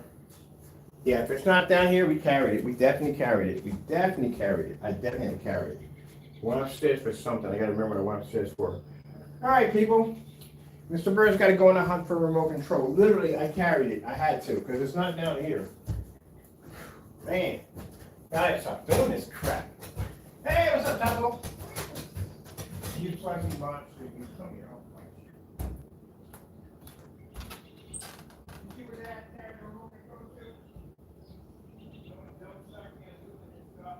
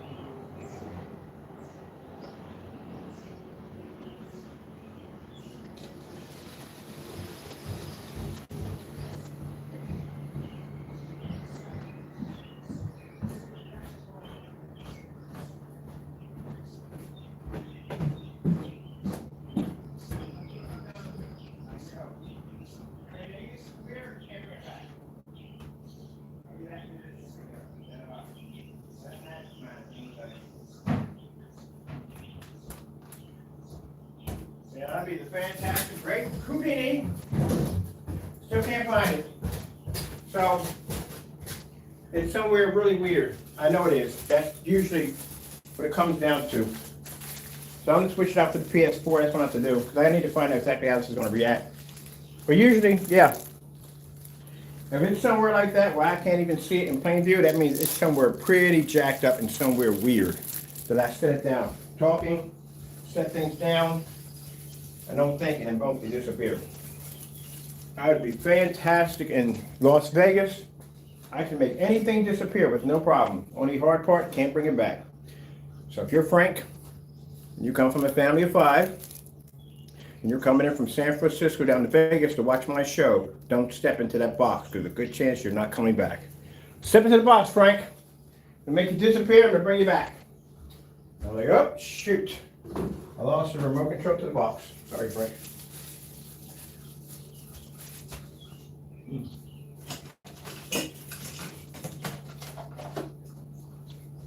Oh well. I'm supposed to PS4 through it. Man, that's jacked up. I still gotta find it. I need it for the freaking display. I wonder. Oh man! You've gotta be freaking kidding me. Oh, I would have found that in a million years. I had a hunch, but I found it. You gotta put an indicator on these things, man. There's no way in the world you can track these things in the day. Maybe y'all can, but I can't. So I set it in my chair, and it slipped out of my chair. I had a funny feeling, and it landed right here.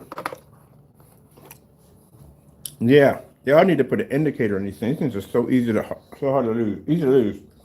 There's a fellow that posted that he'd been looking for his remote control on Reddit for like 2 weeks and couldn't find it.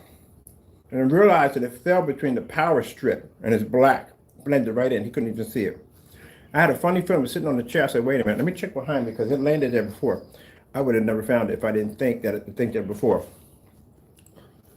So it landed on the chair. Now I know not to put it in the chair, but knowing me, I'm gonna put it back in the chair. Wow. There you go. Now you see why my videos are shooting so long. Trying to track down stuff that I previously lost. Like my sister was like, I'm gonna get an Apple TV. Like you need another remote control. Like you need another hole in the head. Let me find another remote control to lose.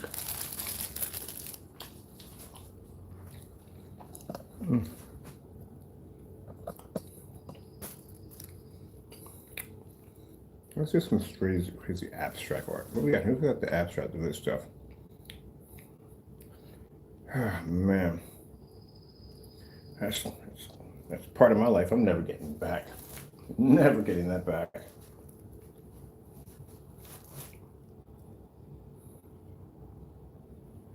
Oh, yes. Improvement. Much better improvement. Last time we had, we was getting this glare that was coming out the side of the screen. That thing was driving me nuts. Yeah, we got to figure out a way to tone it. Tone it and own it. Yes. And we're saying a max out zone test. I like doing testing down here in the max out zone. As much light as we can hit the screen with. Besides, where's the fun if you can't do that? But we need to do the high ends because, like I said, a lot of companies using high end and they have a real particular. And plexiglass is temperamental. Man, you can, especially if it's an invisible coating, because mind you, it's bouncing through the coating, hitting the plexiglass, and pushing back out. Anything could happen. You have hot spots, all kinds of crack could pop off at 52.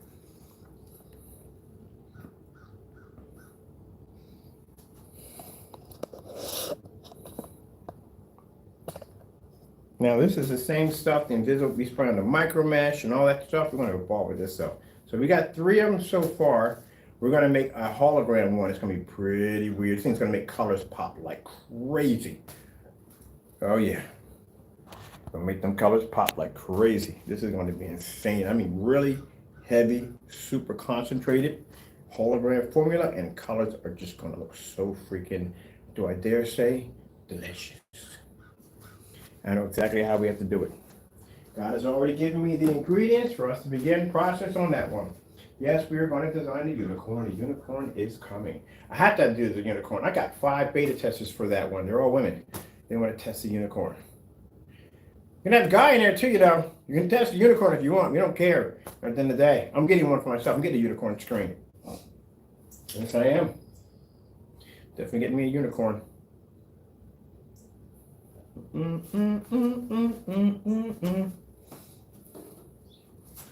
What? I've always looked for black golden jellyfish. I can never find them.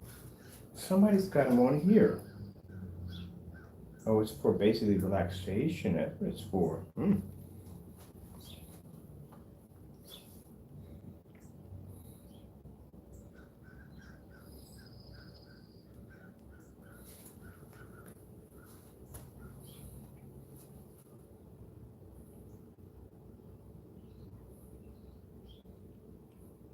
Now, could that stuff be front and rear? Yeah, it could be, but no, it's not gonna work on this. We got rid of the front and rear application for the screen.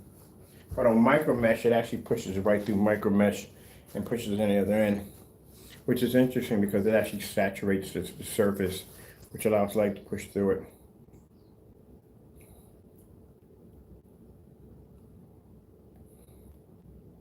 Oh, this is that channel that had that freaky subway pushing through. That subway was really cool. I wonder if they have it on here. The subway.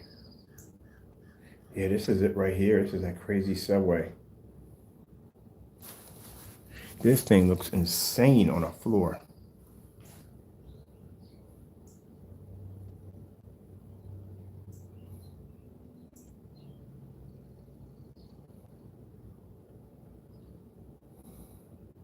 All right, so we got one that actually, that one controls the glare. The other one produces the one we have in the other truck produces a really crazy black level. I mean, insane black level. So we have this one right here. This is the one that kills the glare. This one right here is the one that produces the insane black level. Enhances contrast. So we combine those together. We have one basically that produces heavy contrast, one will kill the glare, which you want to definitely have to need, one will be basically heighten the last surface on the screen with a heavy, can't tell you what it is, but it's a heavy heightener coating we're going to put on it.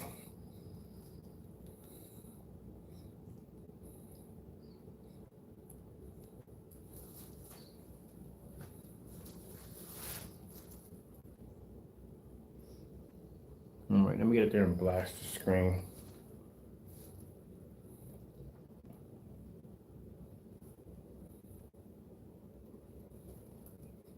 Okay, let me see. Now what do we got to do next? We have the screen, and I want to see what the fabric's going to look like too on this. The application for the fabric. We need to see that too. Okay. About to do it again. Put the remote control on top of the freaking joint, Ken. Drive me nuts with this.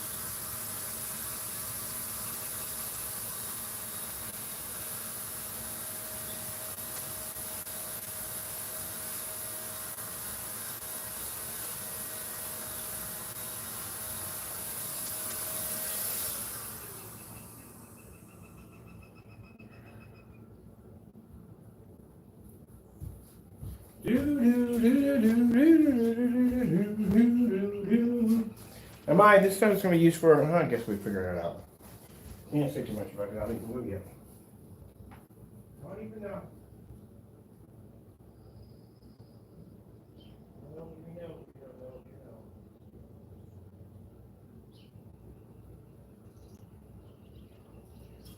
Do we know?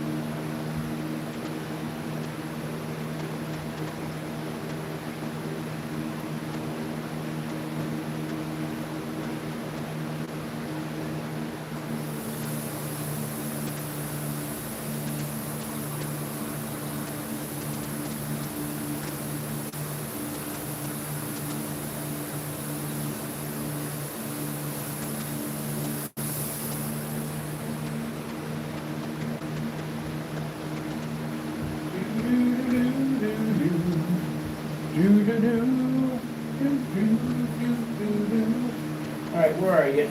You're running somewhere. Man, here we go. There we go. Found you. Found you. Found you.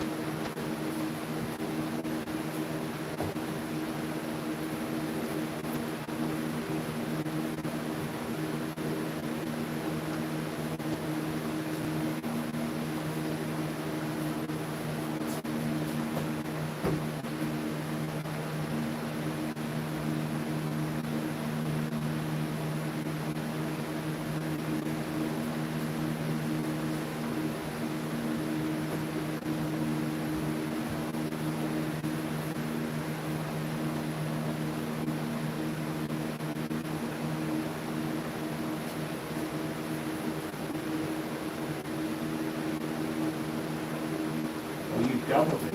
Ah, you doubled it. You definitely doubled it. Definitely doubled it. You doubled it down, man. You doubled it down. This is why this is different than the other one. You doubled it down.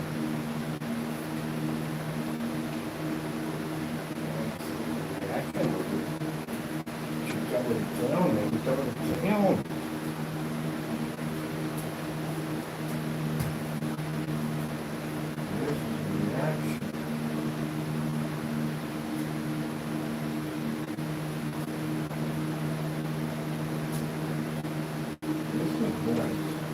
This one has one stop open that's on it.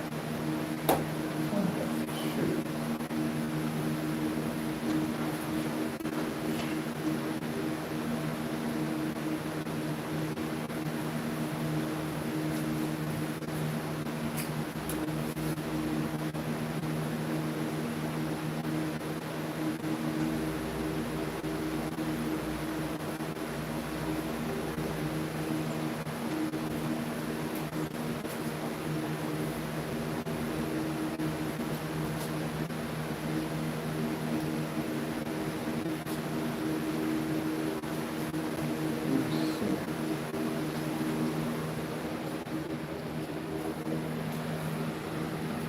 This one? Yes, that's nice. Can we get this to react a little faster? There we go.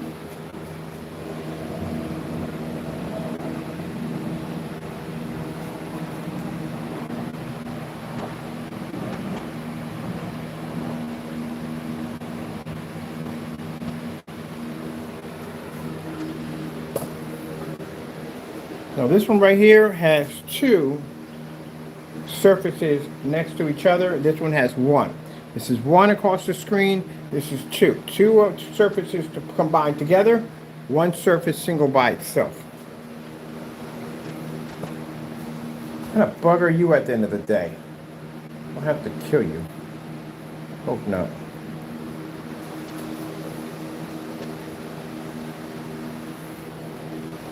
All these are sprayed with those different forms of invisible coatings. Oh yeah, you're a big bug. You're definitely a big one. I'll kill you, I don't know.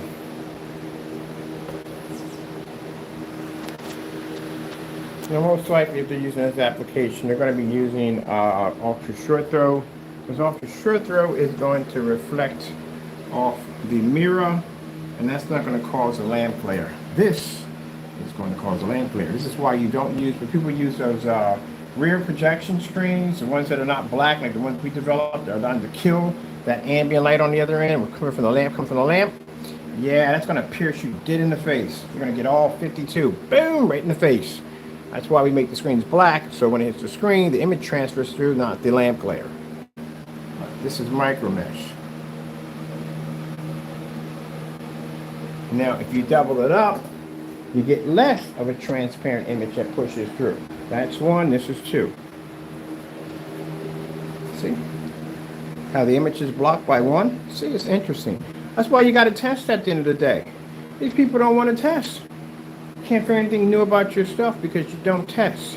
So this is one surface, right? You can see from through it, right there. Right there, you can see right there with no problem. See the lamp glare staring you in the face? Ha! Right? Now, this is two. Together, no lamp glare, nothing. Fake little image will push you, but that's basically about it. But on the other side, voila, the image pushes, you can see the image with no problem. And this solves the problem of having a projection screen with an issue. Well, it does solve a lot of problems. So what we get from this, what we learn from this is the fact that when we build the screens, we make sure we put two applications of the surface, or we have the surface design that when we make it, it's going to be two of them combined together. That right there, you can have your 5200 lumen projector, which is sitting right there on top of the screen, can't penetrate through, can't push light through at the end of the day, and that's not image. It's not going to push over, you know, and hit your wall or something like that. It's going to stop right there. At the same time, air can travel right through it with no problem. Voila! Still show your image on the other side. Thank you. Thank you very much. Thank you. Thank you very much. Thank you. Thank you. Thank you. Thank you. Thank you. Yeah. You got to do testing. You have to. This is the stuff I do all day long. But off camera, yeah, I love this stuff, man. Learn something new every day.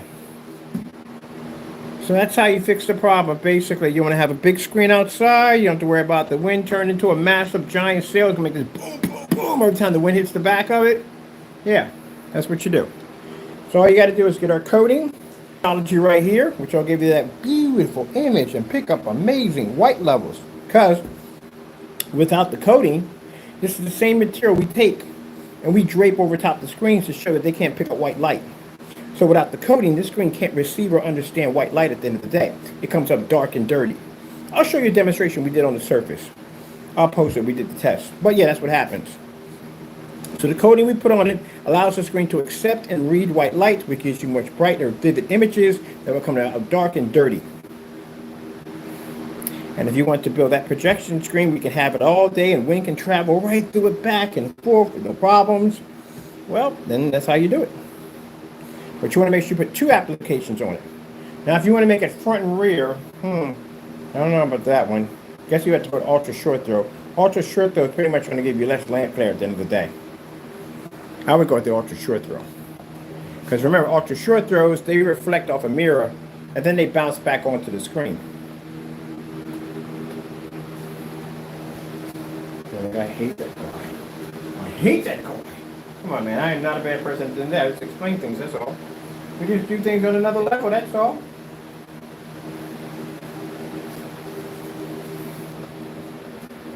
We just do things on a different level. That's all.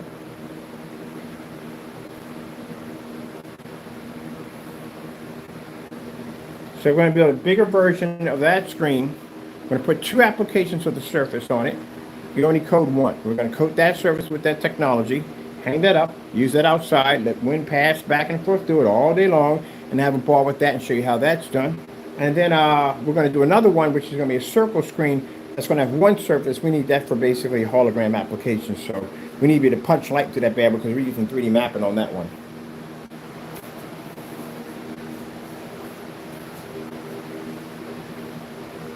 What did you just say? I don't know what you have heard. Come on, man, you gotta get out of here. You are too big to be in here. Too big to be in here. That's what I was saying. I don't choose it. Choose it. Choose it. Go ahead, spray this again. What did he just say? What did he just say? I don't know.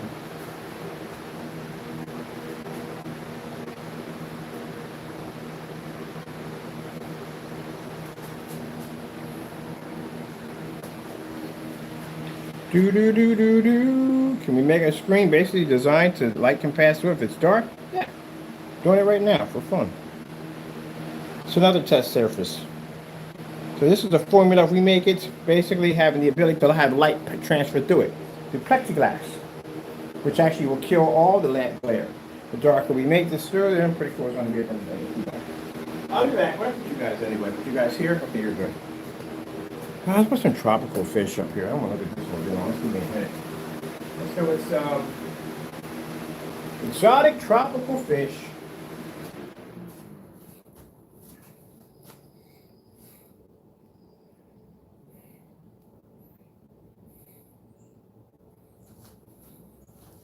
Now, for those of you thinking that, hey, did you guys just come up with this stuff? We got a time stamp. We made this 7 years ago. 7 years ago, we developed this technology. Got it time stamped.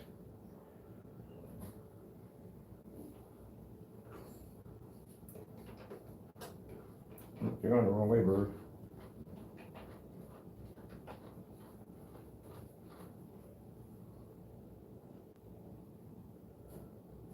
There we go. That's big enough. Do do do do do.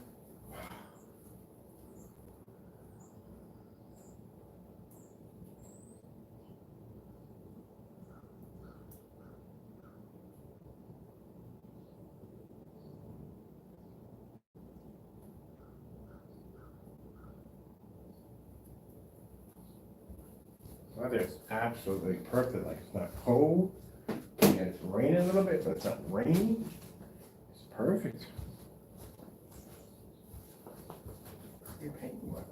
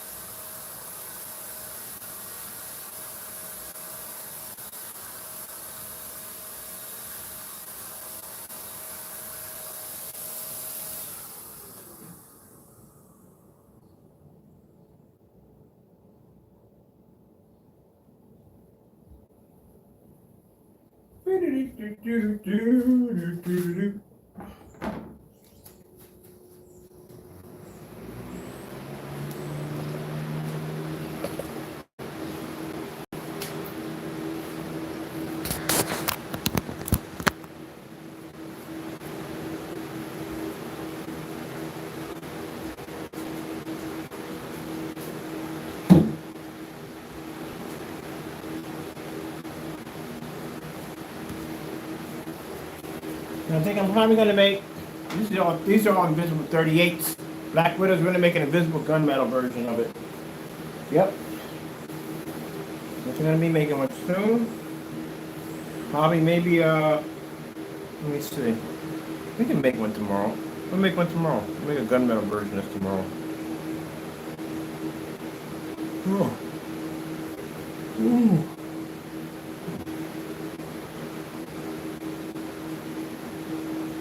Break. And your break. Break me up a pizza. Keep the cat on. MMD, black background, dancing.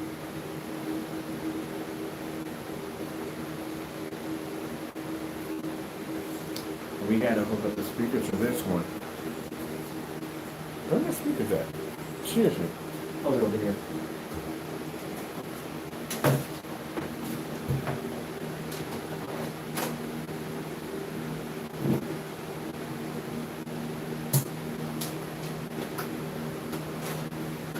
Line it. Line in. He's going to do that hologram one. I don't want to see it. I'm tired of these silly people. I am definitely tired. But it's work, man. I know what I do. I may be tired still be work, but I know what I do. Mutual customizes car insurance, so when you pay for what you need, you gotta do it fast.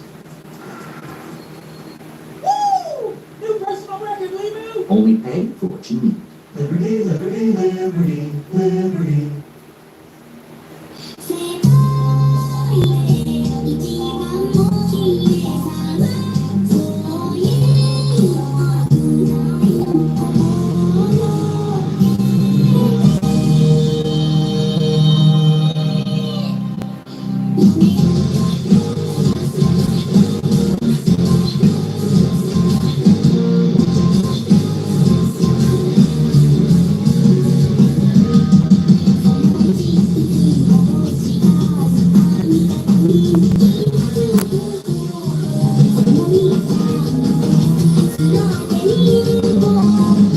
Lights passing right through the screen.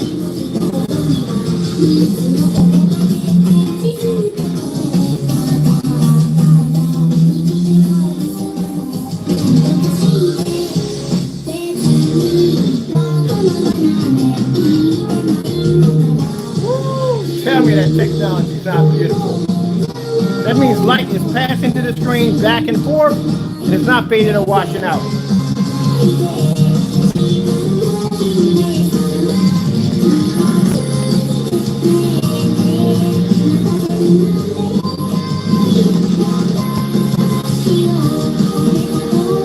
But I think what's going to be quite more impressive when we blow it up on a screen size of maybe 150 inches display. That's what we're working on. All this stuff that we're working on right now is all being designed for all kinds of hologram designs we're going to be doing outside involving 3D mapping, projector mapping, all that stuff at the end of the day. You know, I'm not trying to be brag here, but like I said, I'm not stuck to screen paint at the end of the day. I'm not stuck to one of these walls at the end of the day. If I want, I can choose to transfer anywhere I want to go. That's the wonderful thing about basically what we're blessed to be able to do. We can go anywhere we want. We're going to go holograms one day, 3D mapping one day. We want to do project. We got that option to do what we want to do. We build into so we can build and design our own simulators if we choose to. That's why I explained to you guys sit over here and you bicker over what we do when it comes to projection screens. Man, you haven't even hit the freaking bottom of the iceberg of what we can do at the end of the day. This is nothing. Consider what we got. We got plans for this technology. Whole nother level of what we're going to be doing.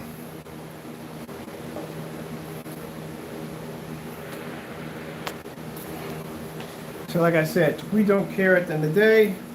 We do over here, but like I said, I don't have to work with these this screen paint. I don't have to work with it if I don't want to. I got a whole nother world I can work with. This is why we have 3D mapping software over here.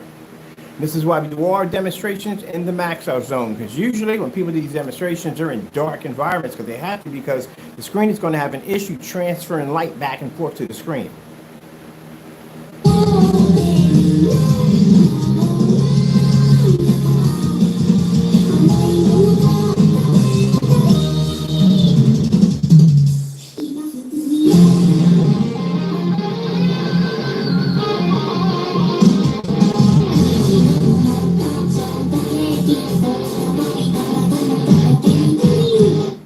Says at the end of the day, this stuff got to cost a lot of money. It don't cost a lot of money. The technology we develop allows you to be able to use old projectors.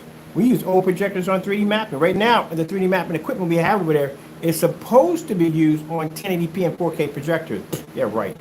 We have a different form of technology. We don't require 4K and 1080p projectors. We don't need them. We don't want to. We don't have to use them. So the whole purpose is you can get these kind of displays without spending all this money for these crazy, insane projectors. And still, at the end of the day, they still got to be in dark environments when they use 3D mapping.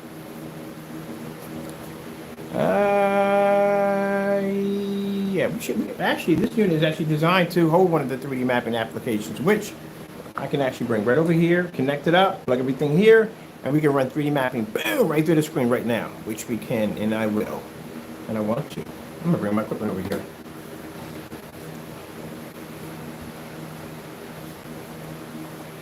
Mapping application.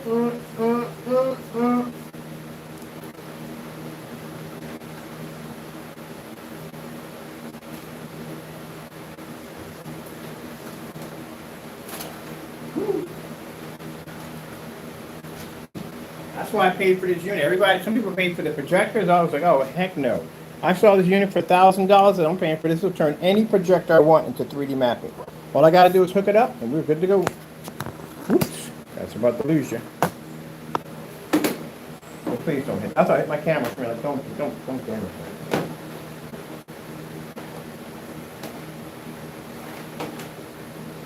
I was using this to play around with my neighbors a little bit. They knew who it was at the end of the day. The only person that worked for something today.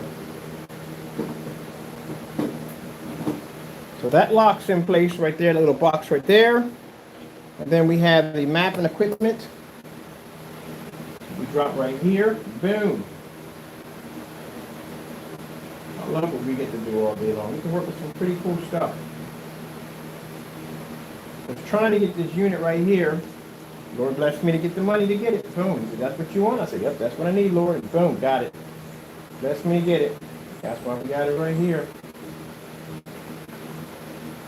I admit when I first got it, it was a bit of a headache. It was a freaking headache to link them up. But after that, you know what I mean? They're pretty easy to run. Actually, I got mine when it first came out, so I had some bugs in it.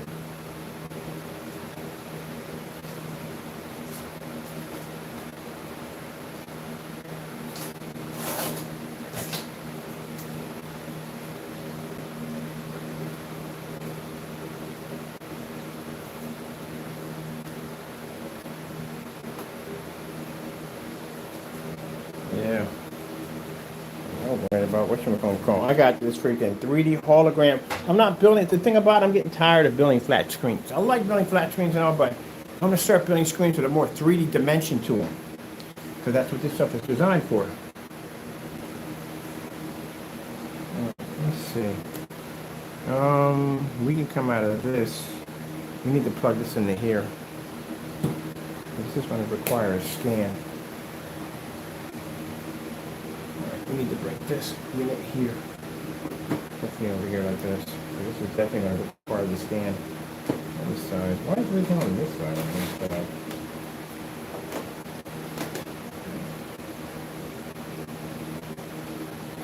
Mother George, Mother George. Mother who? Mother what? Mother George. Mother George. George.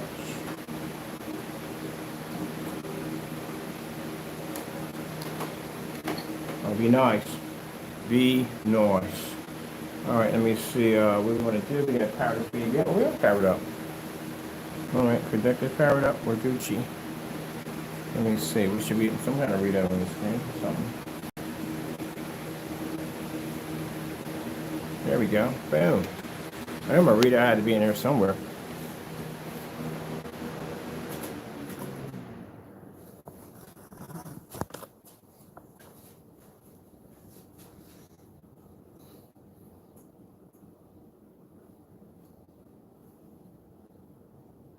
Let me see. Really doesn't make a difference. If we clip it, doesn't make it we're painting on infrared at the end of the day, so we don't need it.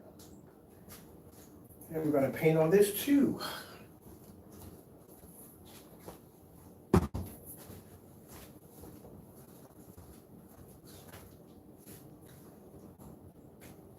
I hear you, man. Touching stuff you're not supposed to be touching. You know better. Behave. Taco, get out the door. Now. You got plenty of stuff up there to keep you occupied while I work. Get up there. You don't want to be touched. Don't touch me. Round. Don't touch me, round. I'm touching you. Teenager. Cats are teenagers, I swear. Definitely teenagers. I feel like I never find your output for some reason on the back of you. Never can find your output. Like literally, you guys are searching, can never find your output. All right, let's see if we got infrared paint you.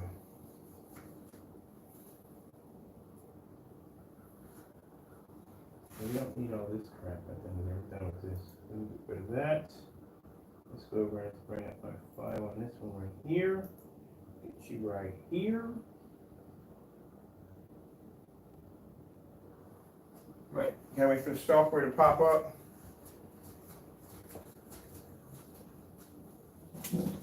Woodchuck. Here we go. Infrared pop up. Boom, boom, boom. Let's get you. Take it over there. Bring you in. Let's see, we should be logging on in a few minutes. There we go. Boom. Get that right there. Boom. Let's see if the camera reads. Oh, camera is reading perfectly.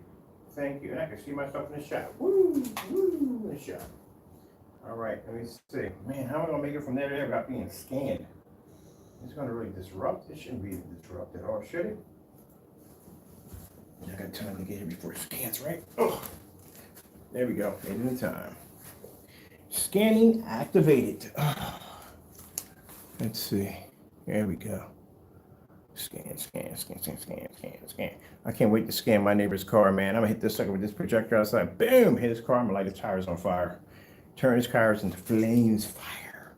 Someone's gonna hook his car up. He's like, yeah, when you have time, just let me know. You know what I mean? You're gonna scan my car because they want to get pictures of it. I'm gonna scan his car. I really wanted to have fun. I scanned his car at night and put somebody like they were sitting in his driver's side. He'd freak out. He got a Mercedes. When newer models too, he would freak out. Like, oh my God, there's a man in my car. There's a man in my car. That's what happened over here. I had it sitting on the balcony. Actually, I had the projector on the balcony, and I was doing the programming inside. So I scanned all the trees. It was windy that night too. It was not too much wind, but it was like a little bit of wind to it. Like, you know, if a flying saucer was happening to come in, you would get that kind of wind effect. So it's a nice little gentle breeze, and the trees are moving back and forth. So I scanned all the trees, and I had this huge, massive UFO, clouds breaking open, and the UFO pushing in, and I heard the girl over there screaming a little bit. Says, and that's the guy next door. He works with that crazy stuff. Yes, I do. Yes, I do. I do what I do. Now, you don't see anything on this end? Because you won't. You have to go over to the machine. The machine actually allows you to see what you need to see. So we scan over there. This is not going to work. Gonna make some stuff. Oh, sun's coming out again. This is Do You Feel Lucky weather. We're going out with Pac-Man today. We're definitely going with the Pac-Man light up screen. We're going to light it up.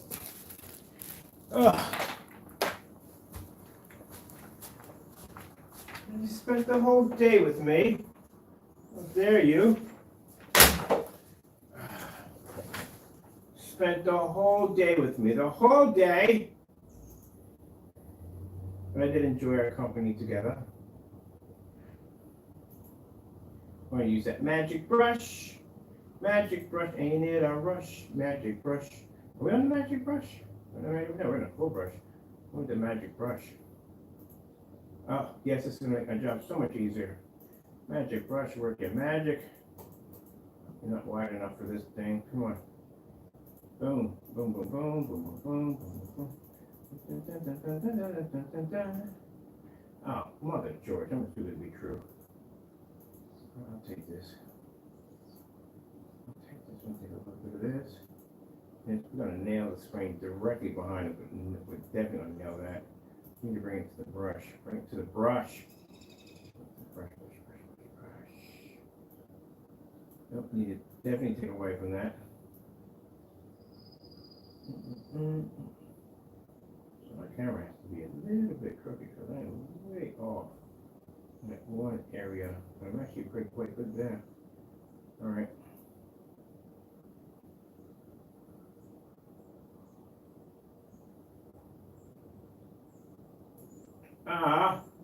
Mother. No, what are you doing? Wrong brush, man, wrong brush. Coat it in. Create a surface. We're a little bit out the line, so who cares? All right, I need to get you into here, right there. We're done. All right, done. Let me see. What are you going to put in here?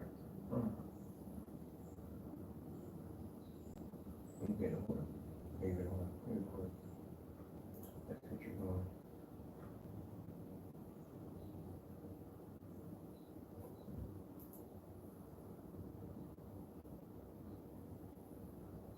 Can we get a preview on this, please? Can we get a preview? A preview?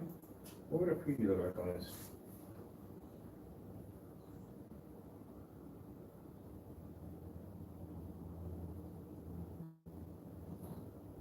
Oh, so it didn't nail the whole screen, it nailed half of the screen. How do I get half of the screen? You gotta nail the whole screen, right?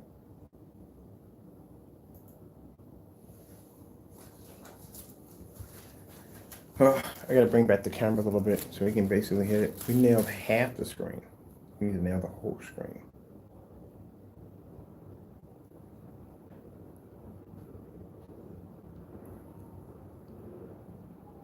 I'm definitely doing some 3D map application. Not today, but tomorrow we'll probably do some mapping tomorrow. Because we can set all this equipment up outside, we done. Hang the screen up, punch an image right through it.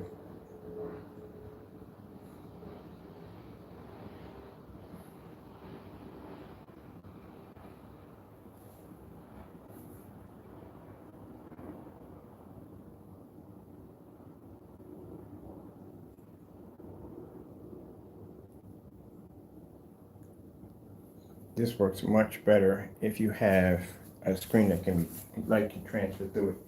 It's much better. All right, then we're gonna have to do that one. I'm gonna do the electrical phone the orb. No. I'm gonna do the other sucker, the other one instead. Let me come out of this one. I'm gonna bring in where's it at? I'm gonna bring in this way here.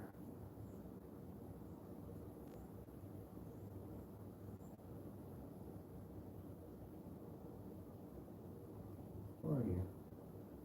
There we go.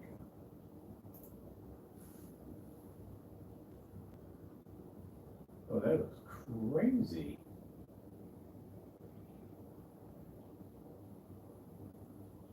That definitely looks like something weird. I would definitely add this into it. Oh, that looks cool, really, really cool. Oh, I can do 3 applications on that. Yippee-ki-yay. So that looks like. Oh, the sun's coming up now? Maybe the other day, who knows? All right, that'll be cool. I'm gonna blast my screen again.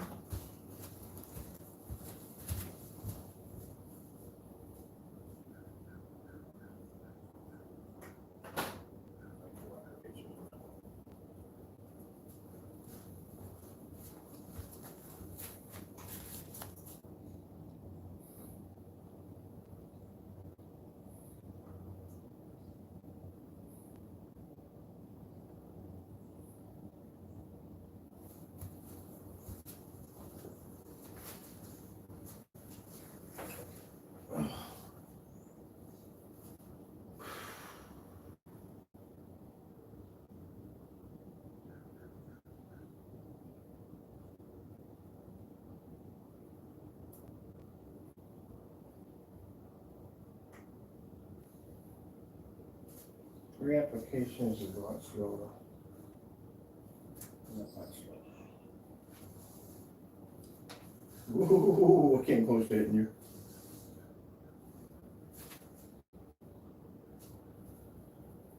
Right, while you're loading up, I can basically take care of that other thing, like 2 birds with 1 stone.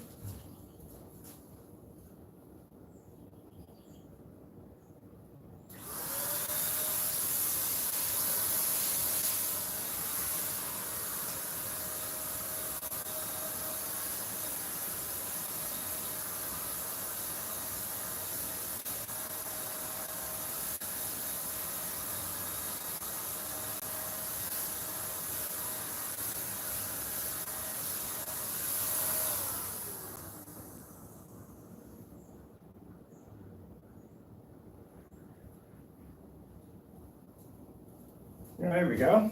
I want it.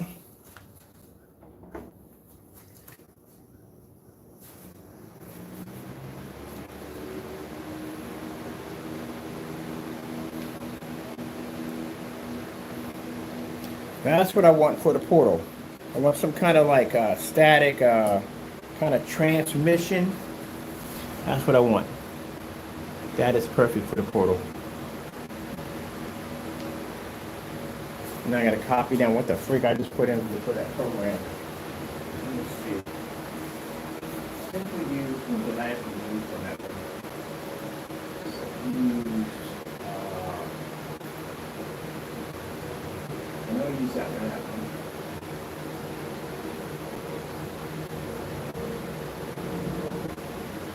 Use the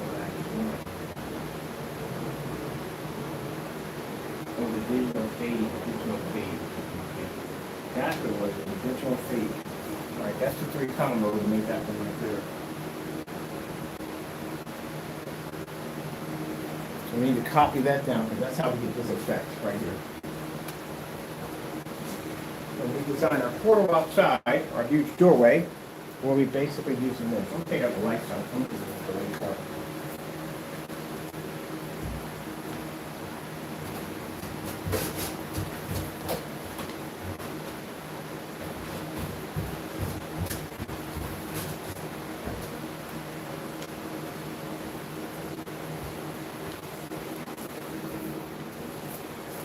Oh, that's gonna look sick. We're doing this demonstration at night. So that we want everything to blend in, like you can't see nothing. Portal's gonna be completely black and everything for nighttime outside display. Let me see.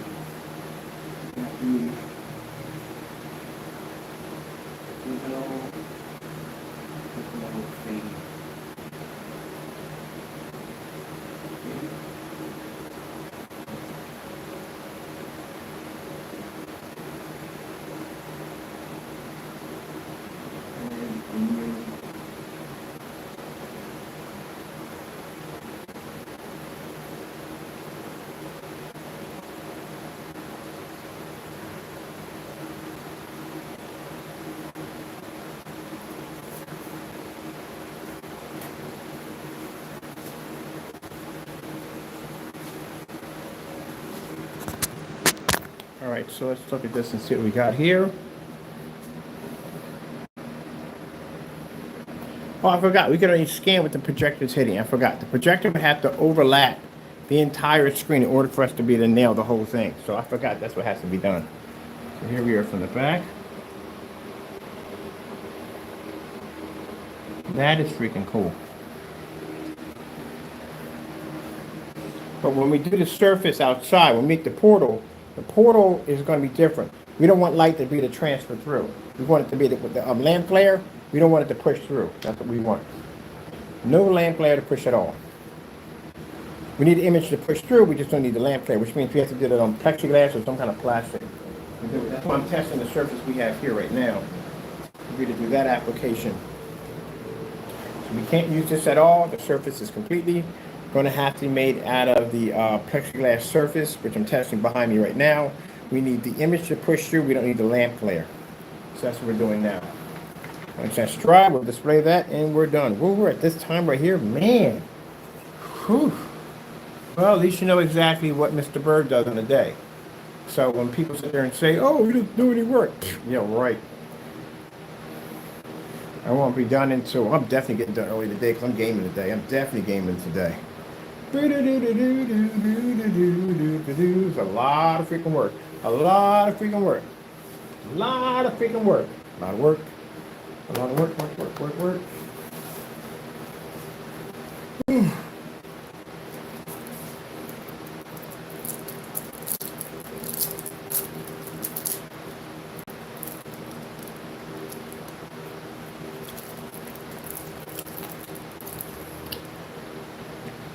Yeah, well, okay.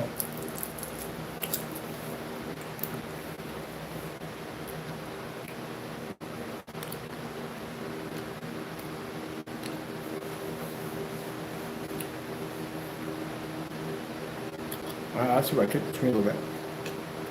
That's so good.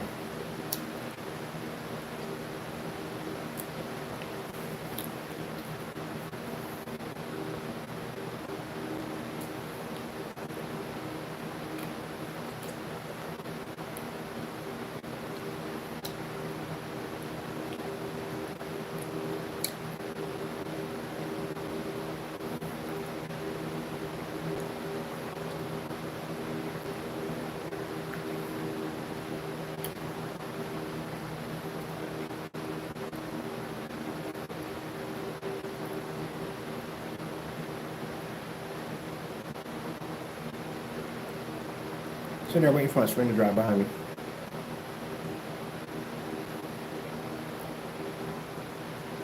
We need to do a test with it. See where we're at. Almost there. Almost there. We have to make it extra concentrated because I had to put 4 applications to turn that thing dark black. Which means I need to do it in 3. 3 or 2. Probably 2 applications would be much easier to do. 2 applications to make it darker. First stage and second stage would be perfect.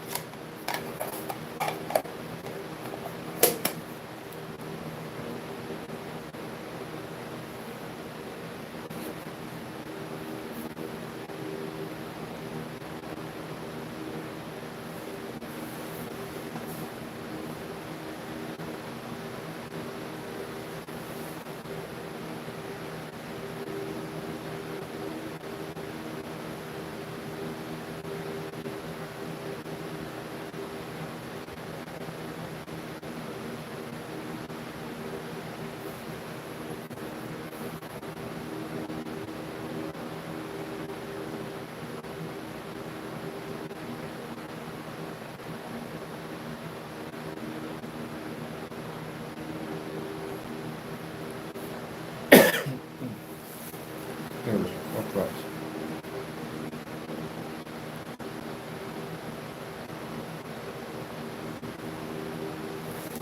Ooh.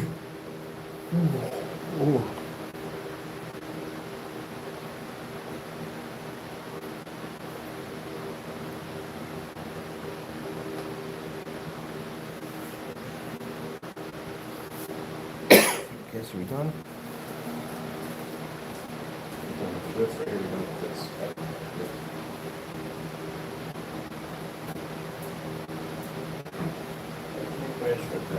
another formula too.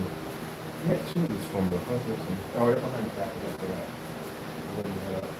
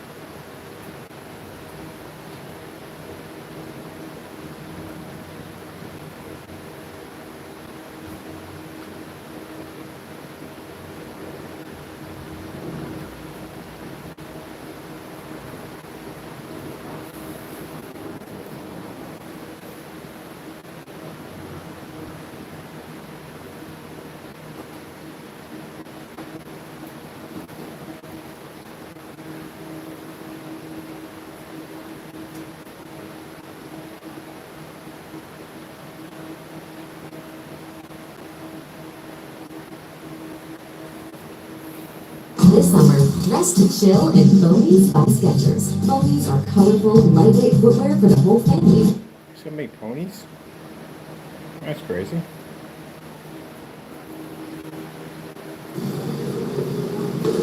Order! Solid brownie batter and yellow cake batter shakes. Planet brings you best-in-class people through best-in-class technology, banking and borrowing your way.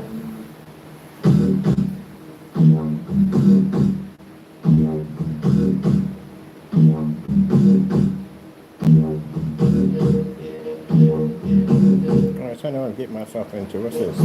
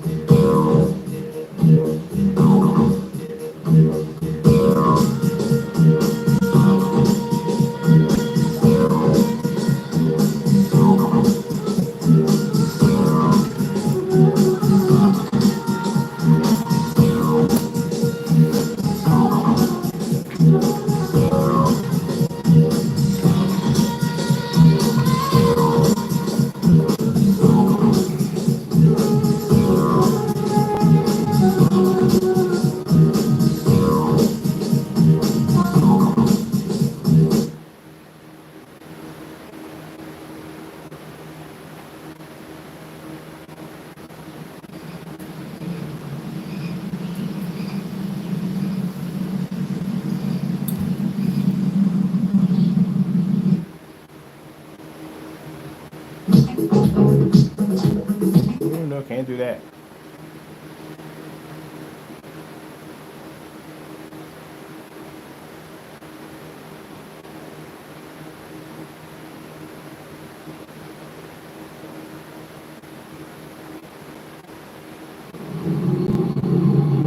Alright, too creepy.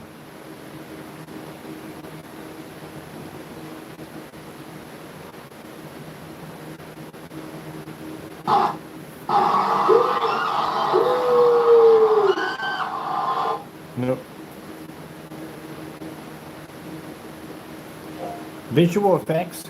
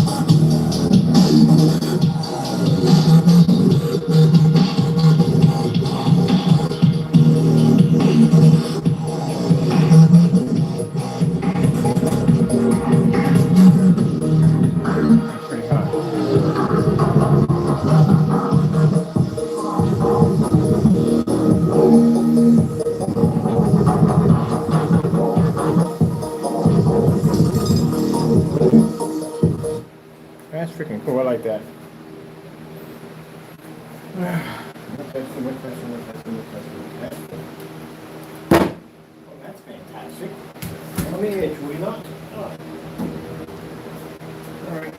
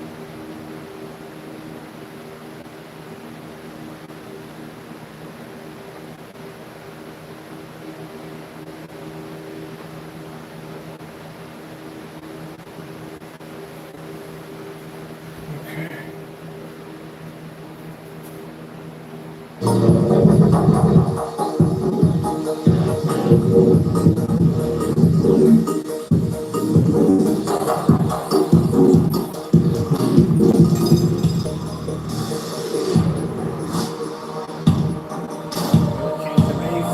Yeah, that's not rear protection technology. It's front.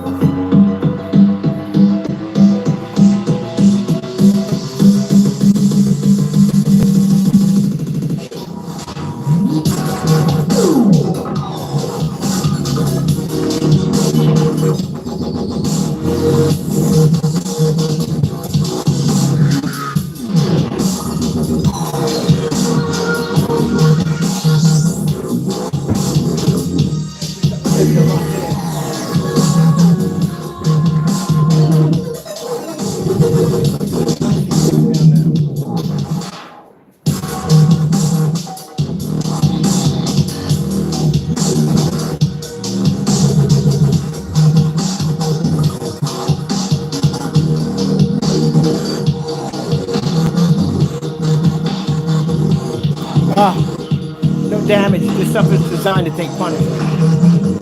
That's why we can take the chairs and roll them back and forth. No damage.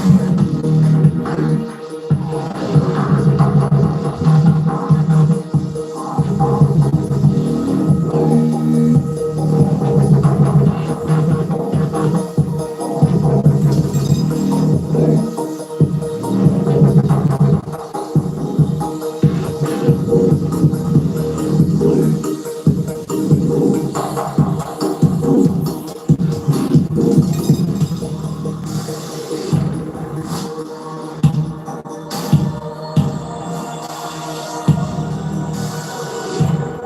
beautiful.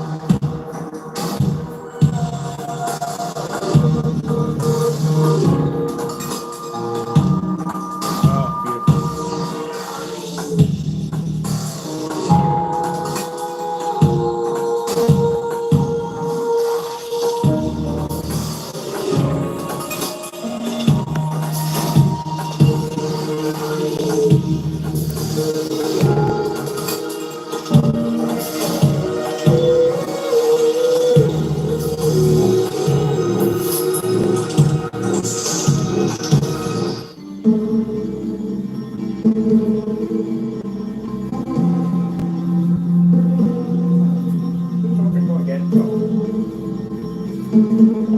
Tropical 4K fish. Getting that from YouTube. Let me see. I like this design here and here, but I do want to back it up. It is transparent here, which is nice though. That's going to do perfectly. Now, I don't think this is going to fit on this entire table here. It's not, so I'm going to have to take it, put this one forward, put this one to the back. That's something like that. Put that there. I'm going to run another test here. See if we can put it between two tables. Just a little bit better here.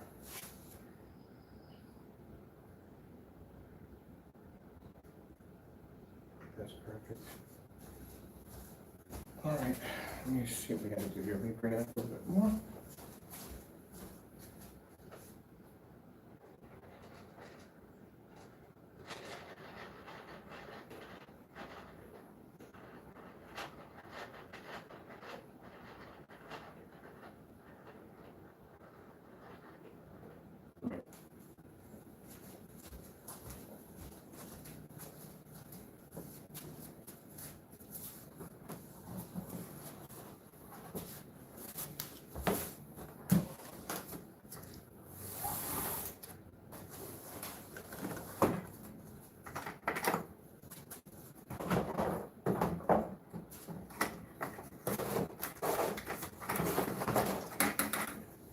There's stuff in the corner anywhere. The other one here.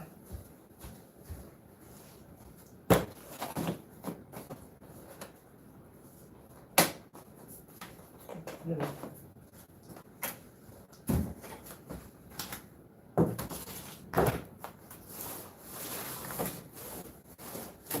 we go. Nice and nice. So you can't go anywhere. Okay, that's perfect.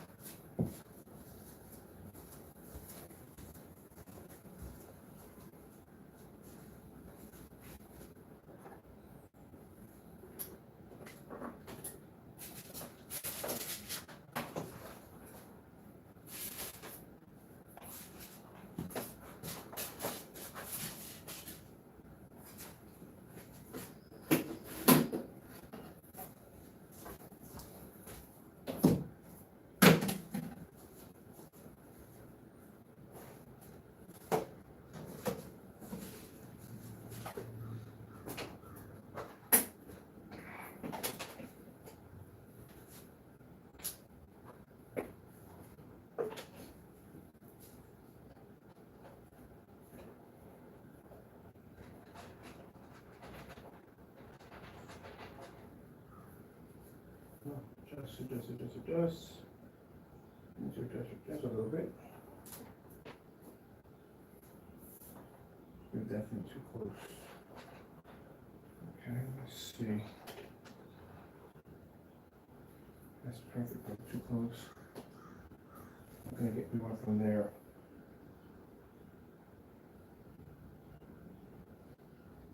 All right, I'll have to bring the image back a little bit. I need to fit nicely in that one spot. So let's take it back here. Nope.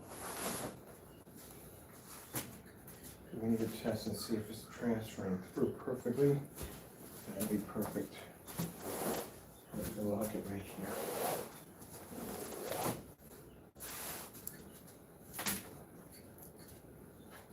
All right, that's perfect right there. All right, that's what we want. That's exactly what we need.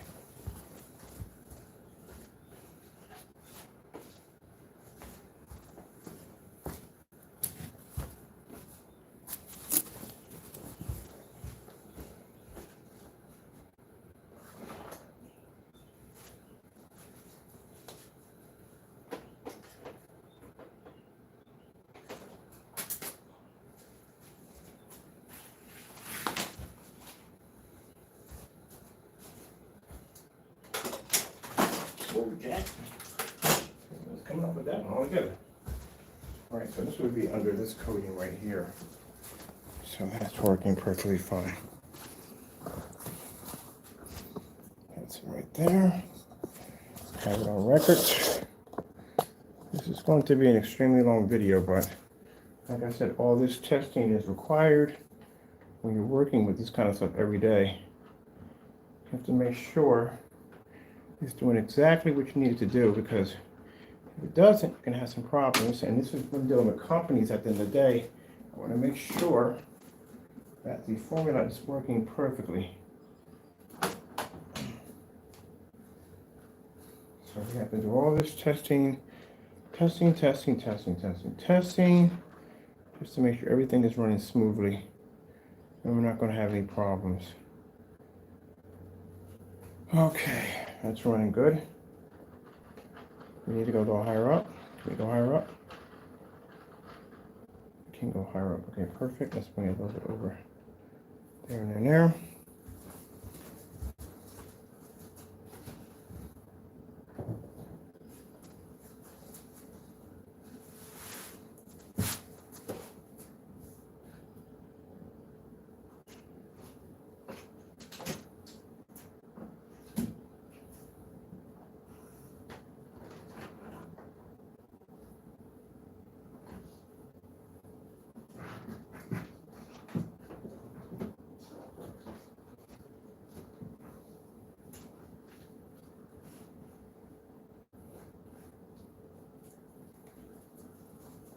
Some of my friends don't understand when I tell them that my work consumes a great deal of my time. And I mean, some do understand, some just don't. I try to explain to them how busy my day can get. Oh, come on, gee whiz Louise, stop doing that. How busy my time can get, especially when it comes to testing. Testing requires a lot of time. You can't just basically just blow through it and say you're done. It requires a lot of time, a lot of work, a lot of dedication, a lot of discipline to get the job done. Can't cut corners doing it. Cutting corners will not get your job done correctly. So let me see where we put the fire stick at for this. Let's see.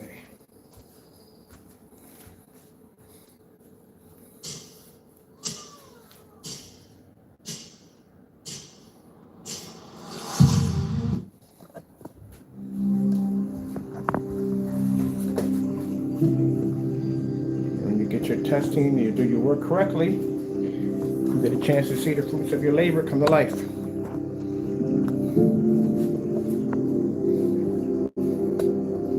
So still have a lot more work to go, but as you can see, it's working out quite nicely.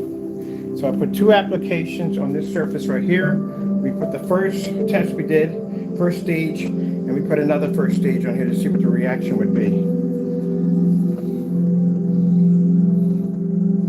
Now, I said before, if you want to get rid of the effect of having it pushing through the screen, and that's where you put on two of the surfaces, and that will allow you to be able to cancel out the lamp glare from the projector. Or you can use ultra short throw, and that will also too cancel out majority of the lamp glare right there. I'm just trying to get my cord, and everything is fighting my stand at the same time. I hate it when you get cords that basically don't want to let go of your stand. So this is what we're getting from the front.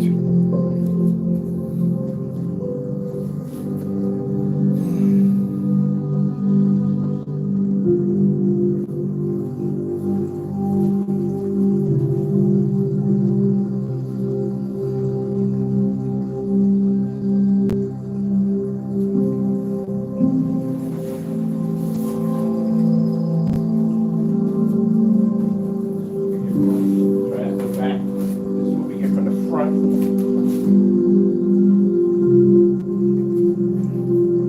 So the formula, when it hits the surface, it saturates the surface from front to back, which means you're getting both sides of the screens at the same time.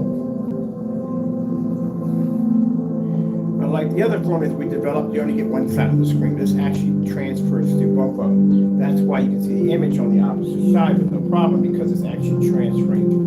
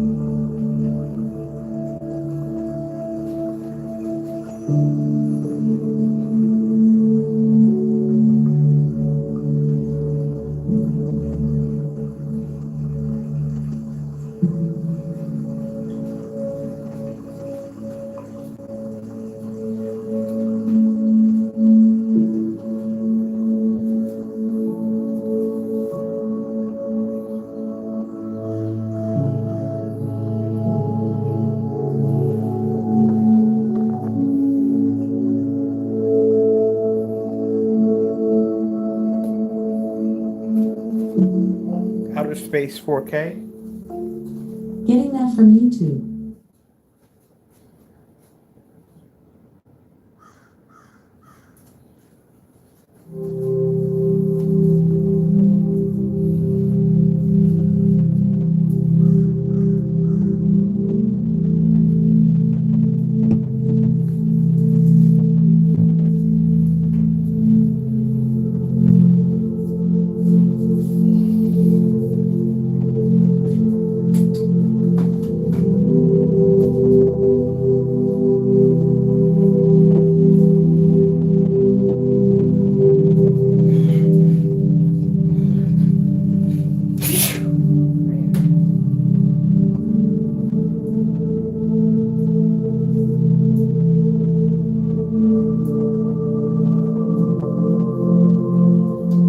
I'm gonna make this solution a little bit darker.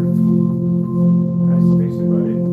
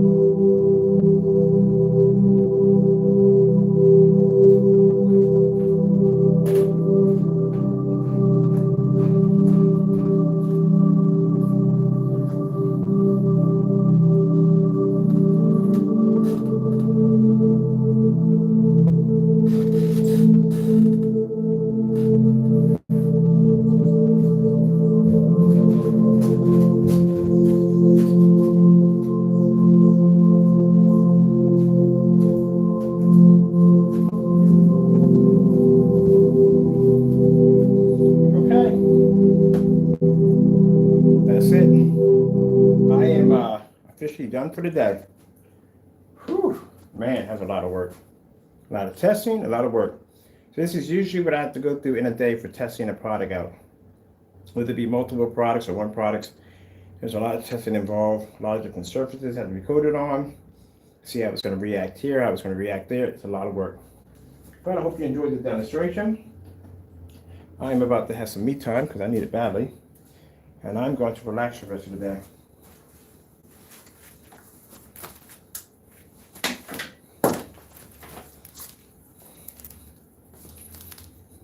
I'll throw some of my equipment. Got the sprayer and everything came down, everything busted down. And I'm gonna go upstairs, make myself something to eat. Watch my little TV up the projector and relax for the rest of the day. I'll probably, the weather's good.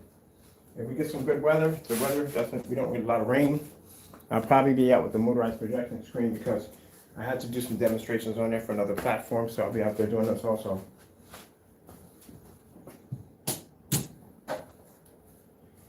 Turn the machine off, everything's off. That's powering down. And we're finished. Got some air getting here. Maybe I might be on to do some Borderlands, I don't know. But right now, I just need some time to relax and sit down. That was a lot of testing that had to be done. Oh, man. Everything's cleaned up, everything's straightened out. We're good. We're good. Okay, everything's nice and tight. Good, man, long day. Gonna go bust down and clean the whole shop down. Make sure everything is all vacuumed out. Later on, I gotta get and do my housework, wash my dishes and sweep my floors and all that other good stuff. And right now, I'm gonna retire over here, watch me some TV. Oh, we got a nice breeze coming in too, Taco. Make sure we got our remote controls here. There we go. Hey, right now I'm gonna relax, buddy. I am tired. All right, so I'm about to watch me some TV. Hope you enjoyed the video demonstration. Thank you for your time. I have to go. Thank you all, and God bless.